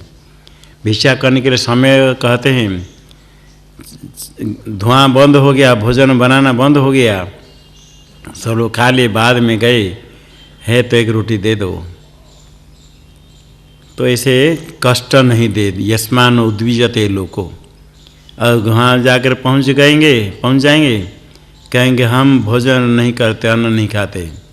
क्या खाएंगे? हम तो केवल दूध पीते हैं, नहीं तो फल खाते हैं। उनकी चिंता हो जाएगी, क्या करेंगे? साधु आए तो उनको कहाँ से फल लाकर दो, नहीं तो दूध दो। ये दूध तो सबके पास हो तो कोई देगा, नहीं तो फिर फल खाएंगे। यहाँ के नहीं, फल नहीं खाते तो हमको फल खाते हैं। वो कुछ नियम होता फिर और कठिन है, ये कष्ट देना जरूरत नहीं। पहले कोई नियम करने पर कठिनता होती, किंतु लोगों को कष्ट देना जरूरत नहीं है। जो प्राप्त होता है उसको लेकर के अनिषिद्ध है, निषिद्ध नहीं। अन्न जो मिला थोड़ा खा करके रह जाए। और नियम करने के लिए लोगों को कष्ट नहीं देना चाहिए, किसी प्रकार उद्वेग लोग को प्राप्त नहीं हो। और स्वयं लोक से जो उद्विग्न नहीं होता है, लोग तो अपने काम करेंगे अपने बुद्धि के अनुसार, सब प्रकार लोग रहते हैं, उससे उद्वेग प्राप्त नहीं करता है। हाथी रास्ता में चलता है तो कुत्ते तो दूर से भूकेंगे ही, किंतु कुत्ते भूकने पर हाथी अपने रास्ता से थोड़ा 1-आधा इंच भी नहीं हटता है, चलता है। उधर देखता नहीं, सुनता, उसको पता नहीं ये भूकने वाले क्या करे। वो भुगतने वाले भुगते हैं, ना देखता है कौन भुगता है, क्यों भुगता है, वो अपने रास्ता पर चलता है। इसी प्रकार साधु को चाहिए, यदि बाहर निंदा स्तुति का श्रवण करके उसके लिए सोचे तो अपने लक्ष्य की प्राप्ति नहीं कर सकता है। साधु को चाहिए कुछ भी कोई कहे, अपने लक्ष्य पर, न्याय मार्ग पर चले। हाँ, किंतु अपने मार्ग ठीक होना चाहिए। अपने मार्ग यदि ठीक है, उचित मार्ग पर चलते हैं तो परमात्मा ही रक्षा करने वाले हैं। जो कर्म फल है भोगना है, मार्ग पर चले, किससे उद्वेग भय को प्राप्त नहीं करे। हर्षामर्ष भय उद्वेगे मुक्त। हर्ष और अमर्ष, भय और उद्वेग, प्रिय प्राप्त होने पर, इष्ट प्राप्त होने पर हर्ष होता है। अमर्ष होता है मृषु तितिक्षायाम, असहिष्णुता। कहीं भी कुछ थोड़ा अधिक देखा सहन नहीं होगा, कहीं उत्कर्ष देखा अपनी हानि नहीं है किंतु सहन नहीं होता है।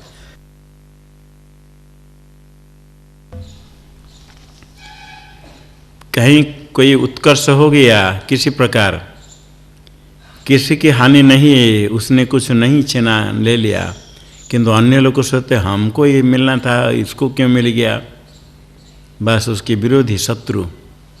ये अमर्ष असहिष्णुता। जो विवेकी ज्ञान मार्ग में स्थित ज्ञानी हो, ज्ञान मार्ग में स्थित साधक, ये यदि असहिष्णुता हो, कहीं कुछ उत्कर्ष हो तो सहन नहीं कर पाए तो अपने लक्ष्य की प्राप्ति नहीं कर सकता है। जो जिसको जो प्राप्त होता है अपने कर्म फल प्राप्त करता है, प्राप्त होता है तो कोई उत्कर्ष हो गया ऐसी बात नहीं है। प्राप्त होने के बाद यदि वस्तु तो लक्ष्य प्राप्ति कर सके तो बुद्धिमान है। लक्ष्य प्राप्ति नहीं करके लक्ष्य से भ्रष्ट हो गया, धन संपत्ति इकट्ठी करके मकान बना कर मर गया, क्या लेकर गया, क्या हुआ, उसमें अमर्ष असहिष्णुता नहीं होनी चाहिए। और भय, किससे भय नहीं हो, उद्विग्न नहीं हो, ऐसे रहित तो जो होता है भक्त, ये मेरा प्रिय है। ये तो चतुर्थ ज्ञानी भक्त के लिए कहते हैं। और द्वैत भक्ति करने वाले भी ऐसे यदि हो जाए, मेरा प्रिय है, भगवान कहते ऐसा भक्त मेरा प्रिय है। अनपेक्ष शुचिर दक्ष,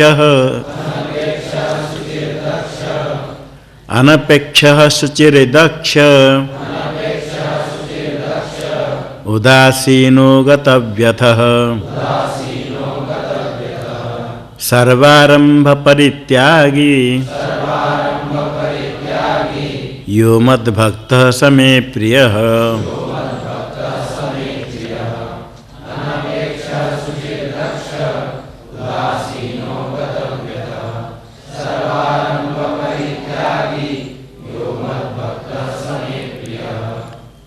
यो मद्भक्तः अनपेक्षः शुचिर दक्ष उदासीनः गतव्यथः सर्वारंभ परित्यागी समे प्रियः। ऐसा भक्त मेरा प्रिय होता है। अनपेक्षः, अपेक्षा रहित। अपेक्षा जितने जितने अपेक्षा आवश्यकता है इतने इतने दुख मिलता है।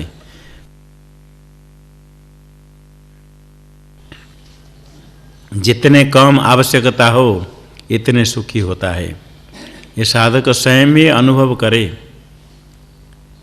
देह इंद्रिय विषय संबंध में अपेक्षा, देह के लिए हमको चाहिए, इंद्रिय के लिए वो चाहिए, खाने के लिए चाहिए, सोने के लिए वस्तु चाहिए, जितने जितने अपेक्षा है इतने इतने दुख है। जब किसी के बिना कोई सब के बिना रह सकता है, थोड़े कुछ भोजन मिल गया, जितने कम है वो सुखी होता है। अपेक्षा रहित, अनपेक्ष। अपेक्षा अधिक हो, गृहस्थ लोक में भी जब अपेक्षा रखते हैं तो दुखी होते हैं। अपना कर्तव्य करते हैं, पुत्र पालन करते हैं, ठीक है, किंतु ये अपेक्षा नहीं रखे पुत्र बड़ा होने के बाद हमारी सेवा करे। पुत्र का विवाह करा दिया, पत्नी आई, वो भी हमारी सेवा करे। अपेक्षा करना तो उनका कर्तव्य है, किंतु वो नहीं करे तो कोई बात नहीं, अपना साधन क्यों छोड़े, उनमें क्यों अपेक्षा रखे। अपेक्षा कम करने से सुखी और साधन होता है।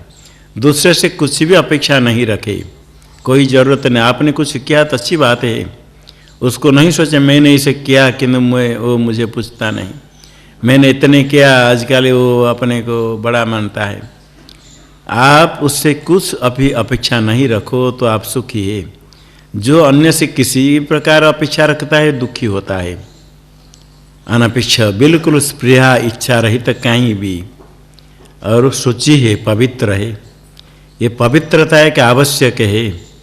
शौच बाहर अंदर, बाहर भी पवित्रता चाहिए, अंदर भी, मन में, अंतःकरण में। कुछ साधु वैसे बनते ही कहते हैं साधु बन गए, क्या शुचि पवित्र अपवित्र झूठे पुटे हम नहीं मानते। ये कहीं शास्त्र में नहीं आया। साधु बन गया तो झूठा नहीं मानना, पवित्र नहीं रहना, ये बात नहीं। पवित्रता चाहिए, शुचि। भोजन करते हैं, भोजन खिलाते हैं, झूठा खिलाते हैं। गृहस्थ लोग को भी, साधु को भी पता नहीं। रोटी को रखेंगे बड़े से लेकर थाली में लगा करके फिर रखेंगे, और थाली में रखे इसे लगाया फिर रखा, हाथ झूठा, उसी हाथ में फिर भोजनालय में भोजन स्पर्श किया, भोजन अपवित्र हुआ। ये पवित्रता रहनी चाहिए। भोजन बनाते समय भी झूठे हाथ से नहीं। पुस्तक पढ़ते हैं, पुस्तक भी पवित्र रखे, झूठे हाथ से स्पर्श नहीं करे। थोड़ी देर दान तो ऐसे करे, फिर पुस्तक धरे। ये सरस्वती विद्या है, अपवित्र नहीं। हाथ पाद स्पर्श नहीं करे। हस्तो प्रक्षाल्य, हाथ शुद्ध करके पवित्र पानी हो करके शास्त्राध्ययन करना चाहिए। स्नान आदि करके जप ध्यान करे, पवित्र है। ये ऐसा भक्त भगवान कहते मेरा प्रिय है, पूरा पवित्र। जो द्वैत चिंतन करते, भगवान के लिए भोजन पूजा अर्पण करते हैं, वो तो अत्यधिक पवित्रता का ध्यान देना चाहिए। ऐसे कोई भक्त होते थे, भोजन बनाते भोग लगाने के लिए, तो लकड़ी में भी कहीं अशुद्धि हो, लकड़ी को पहले धो करके सुखाते। भोजन चूल्हा में लकड़ी होते हैं, लकड़ी को स्पर्श करते, और जितने बार लकड़ी स्पर्श कर इतने बार कहाँ हाथ धोते। इसे पहले लकड़ी को सब धो करके धूप में सुखाओ, फिर ला कर रखें, भोजन बनाएंगे। जो चावल हो, मूंग दाल कुछ हो, उसके पवित्र साफ करके देख करके पूरा सफाई से। और भोजन बनाते समय कभी सिर में खुजलाया, बाल को ठीक किया, फिर उसमें किया। बाल भी कब गिर जाता है, कभी कभी खाते समय आ जाता है। बड़े खिलाते प्रेम से बुला करके, उसमें लंबे बाल है, चुप हो करके फिर नहीं कह सकते क्यों नहीं खाते हैं। अब उनको कष्ट होगा और खाना भी नहीं होता है। तो ये पवित्रता चाहिए, फिर सावधानता चाहिए। ऐसे बहुत लोग ऐसे करते हैं, बड़े अच्छा, बड़े श्रद्धा के साथ बुलाते खिलाने के लिए, और कहीं कभी रोटी में से निकल जाए, कहीं पकौड़ा, 2-3 पकौड़ा बाल में लगा हुआ। एक पकौड़ा पकड़ा, उसके साथ 2-3 माला जैसे आ गया। ये क्या है, देखा बाल है। फिर कहेंगे आज तो खाने की इच्छा नहीं, रख दे, नहीं ले लो, जरूरत नहीं। ये पवित्रता होनी चाहिए, शुचि। और साधु बनने के बाद पवित्रता का ध्यान जरूर देना चाहिए। ऐसा नहीं कि पवित्र नहीं हो। कितने साधु लोग ऐसे भोजन करके हाथ धोते हैं, कुला करते हैं, पानी लिया फेंक दिया, फिर पानी लिया फेंक लिया, फिर थोड़ा पानी पी लिया, फिर पानी लिया फेंक दिया, चलो फिर। हाथ अपवित्र है क्या? मुख में ऐसे पानी लिया और पानी को बाहर फेंक दिया, हाथ तो धोना जरूरत नहीं, या जरूरत है? यदि मुख में ऐसे पानी लिया तो हाथ झूठा हुआ, हाथ को धोना चाहिए। कितने बार हम देखें, सब लेकर धोते हैं, हम देखते हैं धोने के बाद अंत में क्या करता है। अंत में कुला पानी लिया फिर फूंक कर चला, और हाथ धोना जरूरत नहीं। क्योंकि कुला में जो पानी तो बाहर फेंक दिया, हाथ कुछ धोना जरूरत नहीं, हाथ नहीं धोते हैं। और हाथ धोना चाहिए, उसी हाथ जा करके फिर दूसरे किसको, गुरु आचार्यों को फिर खिलाएंगे, अथवा पुस्तक पढ़ेंगे, अथवा भोजनालय में जाकर भोजन परोसेंगे। हाथ धोया, ऐसे किया, और हाथ नहीं धोकर गए भोजनालय में भोजन परोसेंगे, पाप होता है। यदि मुख में हाथ लगाकर पानी लिया तो हाथ धोना चाहिए। और कोई ऐसे भी होते हैं, पानी ऐसे लेकर पिएंगे, पाइप से गिर रहा है, पानी से पीते हैं। पानी पीते समय ये पानी नीचे झूठा पानी यहाँ तक आया, पीते हैं। अब पीने के बाद हाथ कहाँ धोएंगे? ये अंगुली का अग्र हाथ थोड़ा धो दिया।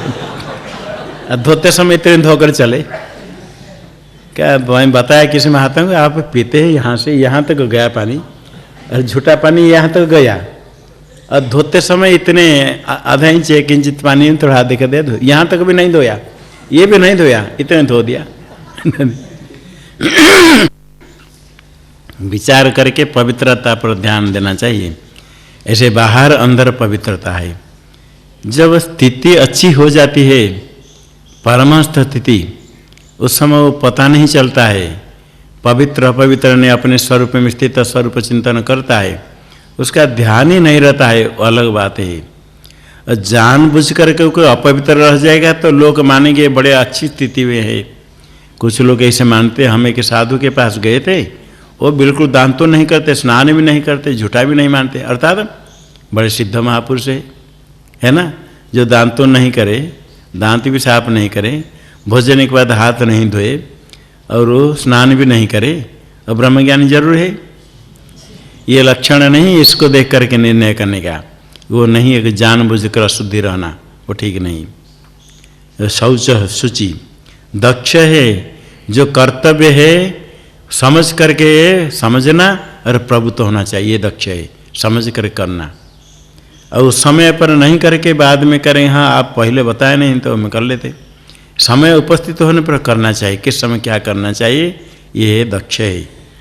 और उदासीन किसके पक्ष में नहीं है, उदासीन एक होता है सुहृद होता है, दोनों पक्ष के उपकारी, मित्र होता है, मध्यस्थ होता है, दोनों पक्ष का उपकार करता है। उदासीन है किसके पक्ष में नहीं, शत्रु मित्र दोनों में किसके पक्ष में नहीं। गत व्यथ गता व्यथा ऐसा गत व्यथ, व्यथा कष्ट संताप रहित है, भय रहित है। सर्वारंभ परित्यागी, जो आरंभ करते हैं यह लोक में परलोक में फल भोगने के लिए सब छोड़ करके परमात्मा चिंतन जो करता है, वो तो परलोक सुख की इच्छा नहीं, इस लोक सुख तो जो अपने प्रारब्ध में वही मिलेगा, उसका चिंतन नहीं करता है। सब कुछ छोड़ करके परमात्मा चिंतन करता है, ऐसा जो भक्त है मेरा वही प्रिय है। यो न हृष्यति न द्वेष्टि, न शोचति न कांक्षति, शुभाशुभ परित्यागी, भक्तिमान्यः समे प्रियः।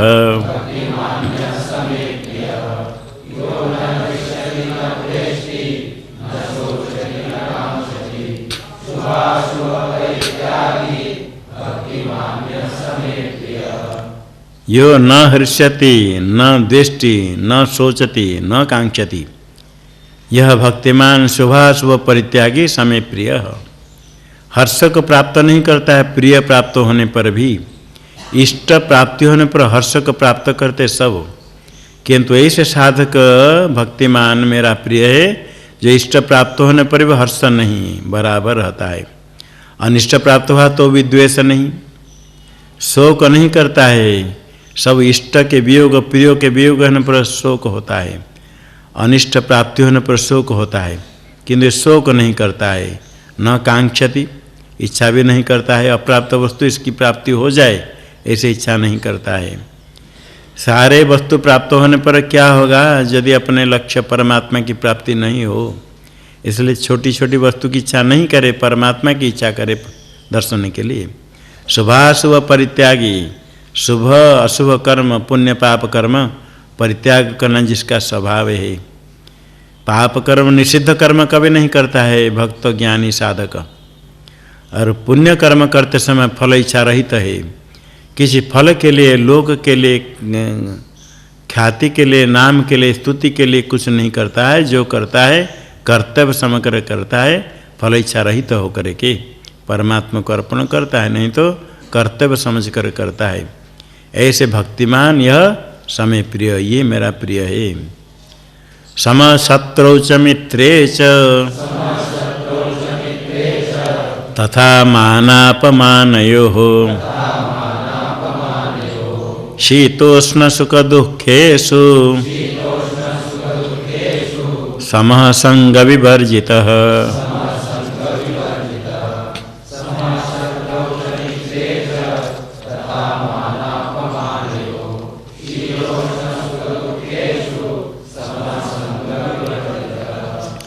शत्रौ च मित्रे च तथा मानापमानयोः समः शीतोष्ण सुख दुखेषु समः संग विवर्जितः।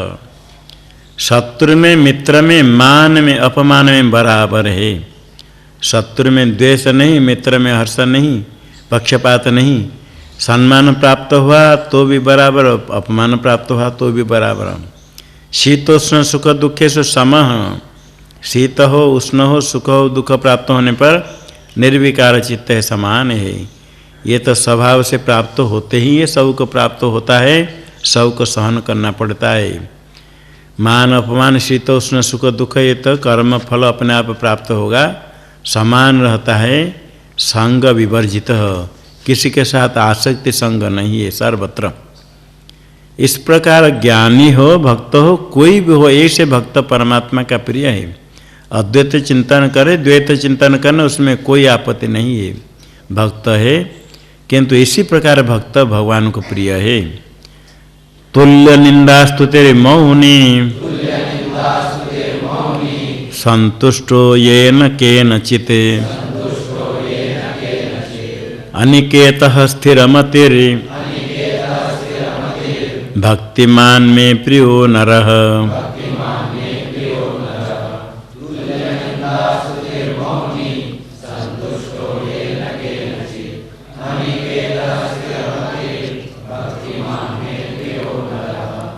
तुल्य निंदा स्तुति मौनि के येन केनचित् संतुष्टः अनिकेतः स्थिरमति में भक्तिमान नरः में प्रियः। तुल्य निंदा स्तुति, बस निंदा स्तुति में तुल्य समान हो, निंदा प्राप्त हो स्तुति प्राप्त हो, दोनों उसके लिए तुल्य है। कोई निंदा करता है, कोई स्तुति करता है, समान है। कोई व्यक्ति एक बार आकर के साष्टांग प्रणाम करता है, माला चढ़ाता है, कभी लाठी लेकर खड़ा है, ऐसे व्यक्ति की निंदा और स्तुति बराबर है। इसी प्रकार सारा संसार में कोई निंदा करे स्तुति करे, अपने पारमार्थिक स्वरूप प्राप्ति के लिए, लक्ष्य प्राप्ति के लिए उसमें कोई फर्क नहीं है। लक्ष्य प्राप्ति तभी होती, उससे विचलित नहीं हो। तो बहुत लोग निंदा भी करे स्तुति करे, निंदा करते हैं तो लक्ष्य को छोड़ देना था, स्तुति करे तो अलक्ष्य के में चलना, अमार्ग पर चलना, ये नहीं। जो स्तुति सुन करके गलत मार्ग पर चलते हैं फिर पाप आचरण करते हैं। तो निंदा स्तुति कर्म फल है जिसका समान हो। और मौनी है, मौनी का अर्थ मुख बंद करके हो करके बोलना नहीं। कोई मौन करेंगे, हम मौन हम किंतु मुख से बोलेंगे, संकेत से बोले, दूसरे को परेशानी है, क्या बोलना चाहता है पता नहीं चलेगा। मौन है तो चुप रहो, बोलो नहीं, करके ऐसे ऐसे करेंगे। इधर करके जोर भी शब्द भी करेंगे, अरे मुख नहीं बोलना, नहीं तो कुछ रखे दिखाएंगे, लिख कर दिखाएंगे, पढ़ो। अब बड़प्पन है, हम इतने दिन से मौन है। और सोचे कि हमको पूछे कितने साल से आप मौन है, और पूछे हम बताएंगे। मौन वस्तुतः संयम, वाक् संयम करे। नापृष्टम कस्यचित् ब्रूयात् न चा न्यायन पृच्छतः जाननपि मेधावी जड़व लोकमाचरेत्। सन्यासी साधु को बिना पूछे नहीं बोलना चाहिए, और जो निष्प्रयोजन बिना प्रयोजन बोलना नहीं चाहिए। जितने कम से चलेगा इतने का है।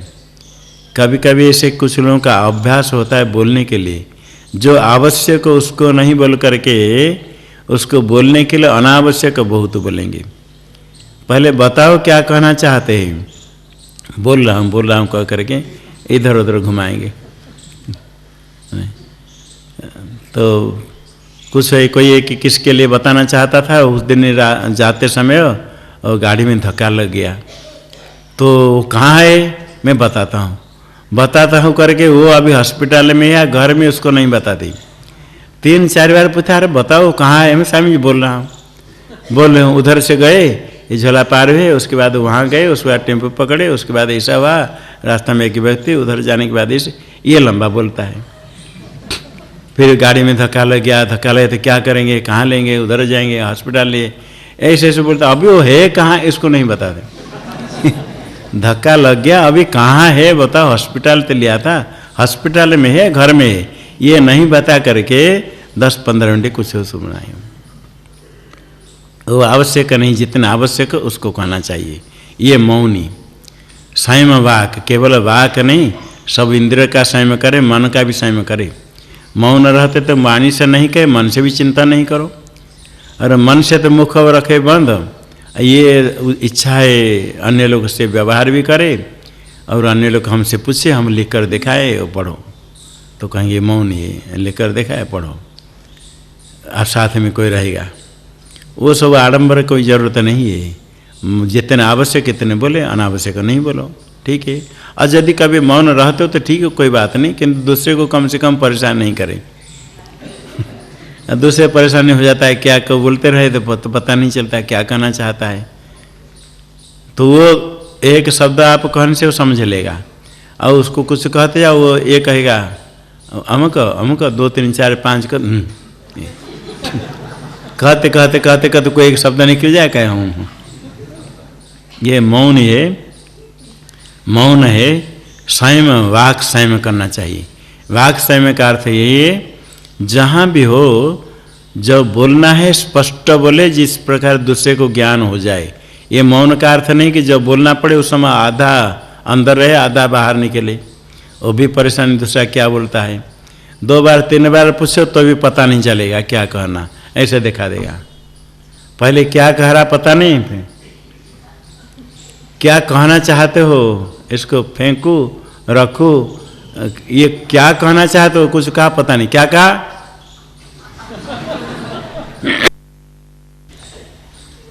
और कुछ बोलते हैं तो अंदर आधा थोड़ा बाहर निकला, और कहीं तो पता नहीं चला क्या कहा क्या कहा। 3 बार पूछो फिर पता नहीं चला, चुप हो जाओ, क्या करेंगे। ये भी नहीं, शब्द प्रयोग करने वाले का ये कर्तव्य समझे, जब बोलते हैं दूसरे को कुछ ज्ञान कराने के, समझाने के लिए। जो आप कहो तो आपका अभिप्राय समझ ले, यदि नहीं समझ पाया, आपने शब्द प्रयोग किया, शब्द व्यर्थ हुआ। अच्छा 2 बार पूछा तो समझो, नहीं समझ पाए तो उसको ठीक स्पष्ट करके पूरा बोलो। पहले क्या कहा पता नहीं, क्या कहा, भोजन, अभी क्या समझ बोलो। पहले कुछ कहा, कहने के बाद आपको समझ नहीं, कुछ आप चिंता न करते, कोई कुछ कहा, क्या कहा, भोजन। पहले भोजन शब्द नहीं कहा था, पहले कुछ दूसरा कहा था, और क्या कहा हमको समझ नहीं आएगा, बोलता भोजन। तो भोजन करना है, भोजन में करूँगा या भोजन बनाना है, क्या कहना चाहते पता नहीं, भोजन एक शब्द कह दिया। ये जो कहे पहले जो कहा था उसको बताओ क्या कहना। मैं पूछता हूँ क्या कहा तुमने, जो पहले नहीं कहा वो कहेगा, जो कहा था उसको नहीं कहेगा। तो ये होता है शब्द प्रयोग करते समय व्यर्थ शब्द नहीं प्रयोग करे, जितना आवश्यक वो कहे। ये होता है वाक संयम, शब्द स्पष्ट उच्चारण करके बोले, उसको समझ में आ जाए, और जितने आवश्यक इतने कहे, अनावश्यक नहीं कहे। ये वाक संयम, सब इंद्रिय का संयम इस प्रकार करना पड़ता है। एक वाक संयम एक बड़ा साधन है। अब बोलने का अभ्यास होता है तो अधिक बोल देते हैं, थोड़ा जितने, जब हित है, इष्ट है, गुरुजन लोग को, बच्चे को, पुत्र को, शिष्य को कहते हैं, बार बार कहते हैं, तो वो ठीक है। किंतु अन्य समय में अन्य को अधिक नहीं कहे। कोई आकर के पूछते हैं, बिना पूछे नहीं कहे, अन्याय से पूछते तो भी नहीं कहे। न चा न्याय न पृच्छत, जानते हुए भी जानन अपि मेधावी जड़बल लोकम आचरेत, जानते हुए भी जड़ से आचरण करे, वो समझेगा इसको नहीं आता है तो क्या हानि है, नहीं समझे। कुछ लोग पूछते हैं दिखाने के लिए, अपने पांडित्य दिखाने के लिए, अथवा ऐसे पूछेंगे तो नहीं बता पाए, अथवा कुछ पूछते हैं तो डांट करके, तो कोई ज़रूरत नहीं। कुछ जितने ये होता है संयम करना है। और संतुष्ट ये न केनचित, जो कुछ प्राप्त हो उसमें संतुष्ट है। ये न केनचिदाच्छन्नो ये न केनचिदाशितः यत्र क्वचन साईशा तम देवा ब्राह्मणम विदु। देवता लोग उसको ब्राह्मण कहते, ज्ञानी कहते हैं। जो कुछ प्राप्त हुआ कपड़ा उसको ढाक लिया। ये नहीं कि ये कपड़ा ना इसे में ठीक है ना, हमको तो बॉर्डर वाला कपड़ा चाहिए। कोई साधु महात्मा कपड़ा मिला तो उसको नहीं पहनेंगे, दुकान में जा कर के ये रहता ना, इसको क्या कहते हैं हिंदी में, बॉर्डर रहेगा तो हैं, कपड़ा में ऐसा रहता ना चिन्ह हैं, पट्टी, हाँ नीचे पट्टी हो, मोटा मोटा पट्टी हो तो कपड़ा पहनेंगे, ये नहीं तो ये कपड़ा नहीं पहनेंगे। ये नहीं, साधु को जो कपड़ा मिला उसको पहन लेना चाहिए, व्यवहार करना चाहिए। ये नियम हो ऐसा हमको चाहिए। कुछ साधु लोग, बहुत साधुओं का नियम पट्टी वाला पहने तो नहीं, और कुछ साधु लोग पट्टी के बिना चलता नहीं, इतने पट्टा हो तो पहनेंगे। ये जो कुछ मिला उसमें आच्छन्न, और ये न के न चिदासित, जिस किसने कुछ खिला दिया हो गया। और सोने के लिए यत्र कोचन साइस्यात, परिव्राजक चलते हैं जहाँ कहाँ सो गया, ये अभ्यास बड़ा कठिन है। जो करते कर लेते हैं, जहाँ कहाँ सो गए तम देवा, उसको देवता लोग ब्राह्मण कहते। अर्थात जानबूझकर यदि सो सके तो अच्छा है। हम भी सोचते थे किंतु बड़ा कठिन है, मच्छर काटते हैं तो बड़ा मुश्किल है। देखते हैं साधु लोग ऐसे ही पड़े रहते हैं, किंतु पता नहीं किस किस को मच्छर कम काटते, किसको ज़्यादा काटते हैं, तो ये ऐसे ही कहीं पड़े रहते हैं। तो लोग कैसे रहते, थोड़ा कुछ भगवान भी कृपा करते हैं, उनके चम में ऐसे कुछ हो जाता है तो मच्छर नहीं, अथा विभूति भस्म आदि लगाएंगे तो मच्छर नहीं काटेंगे, धुआं करेंगे, अग्नि जलाएंगे। तो इस प्रकार जितने अपेक्षा कम हो, जो प्राप्त हुआ उसमें संतुष्ट चाहिए। अनिकेत निकेत घर, निश्चित घर नहीं कि ये हमारा घर मिला ठीक है, जब चाहे छोड़कर जा सकते, ये अपना नहीं है। स्थिरमति, स्थिरामतिरस्य, बुद्धि स्थिर है। बुद्धि स्थिर का अर्थ जो विषय चिंतन करता है, विषय प्रमण है, धन कमाने में लगा है, उसकी भी बुद्धि स्थिर है, उसको स्थिर बुद्धि नहीं कहते। परमात्मा विषय में बुद्धि स्थिर है, परमात्मा को चिंतन करने वाला बुद्धि स्थिर है तो स्थिरमति, ऐसा भक्तिमान मेरा प्रिय है। अभी जो अद्वेष्टा सर्वभूतानां वहाँ से लेकर के अक्षर ब्रह्म चिंतन करने वाले, तो ऐषणात्रय संन्यास करके ज्ञान निष्ठा में स्थित उनके लिए धर्म कहा गया। इसका उपसंहार है अंत में, ये तो धर्म्यामृतमिदं यथोक्तं पर्युपासते श्रद्धाना मत्परमा भक्तास्ते तीव मे प्रियाः।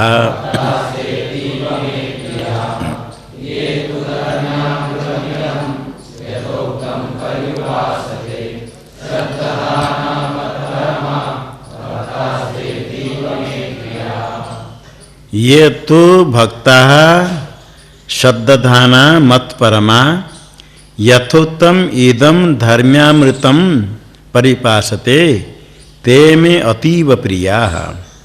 ये अध्यष्टा सर्वभूतानां वहाँ से लेकर के ये जो यथोक्तम धर्म्यामृतम, धर्म्यम च तद अमृतम च, धर्म से युक्त कहते धर्म्यम, न्यायपथ्य अर्थात धर्माद अनपेते, न्यायपथ्य अर्थात धर्माद अनपेते, धर्माद अनपेतम धर्मयुक्तम, धर्म से युक्त और अमृत है।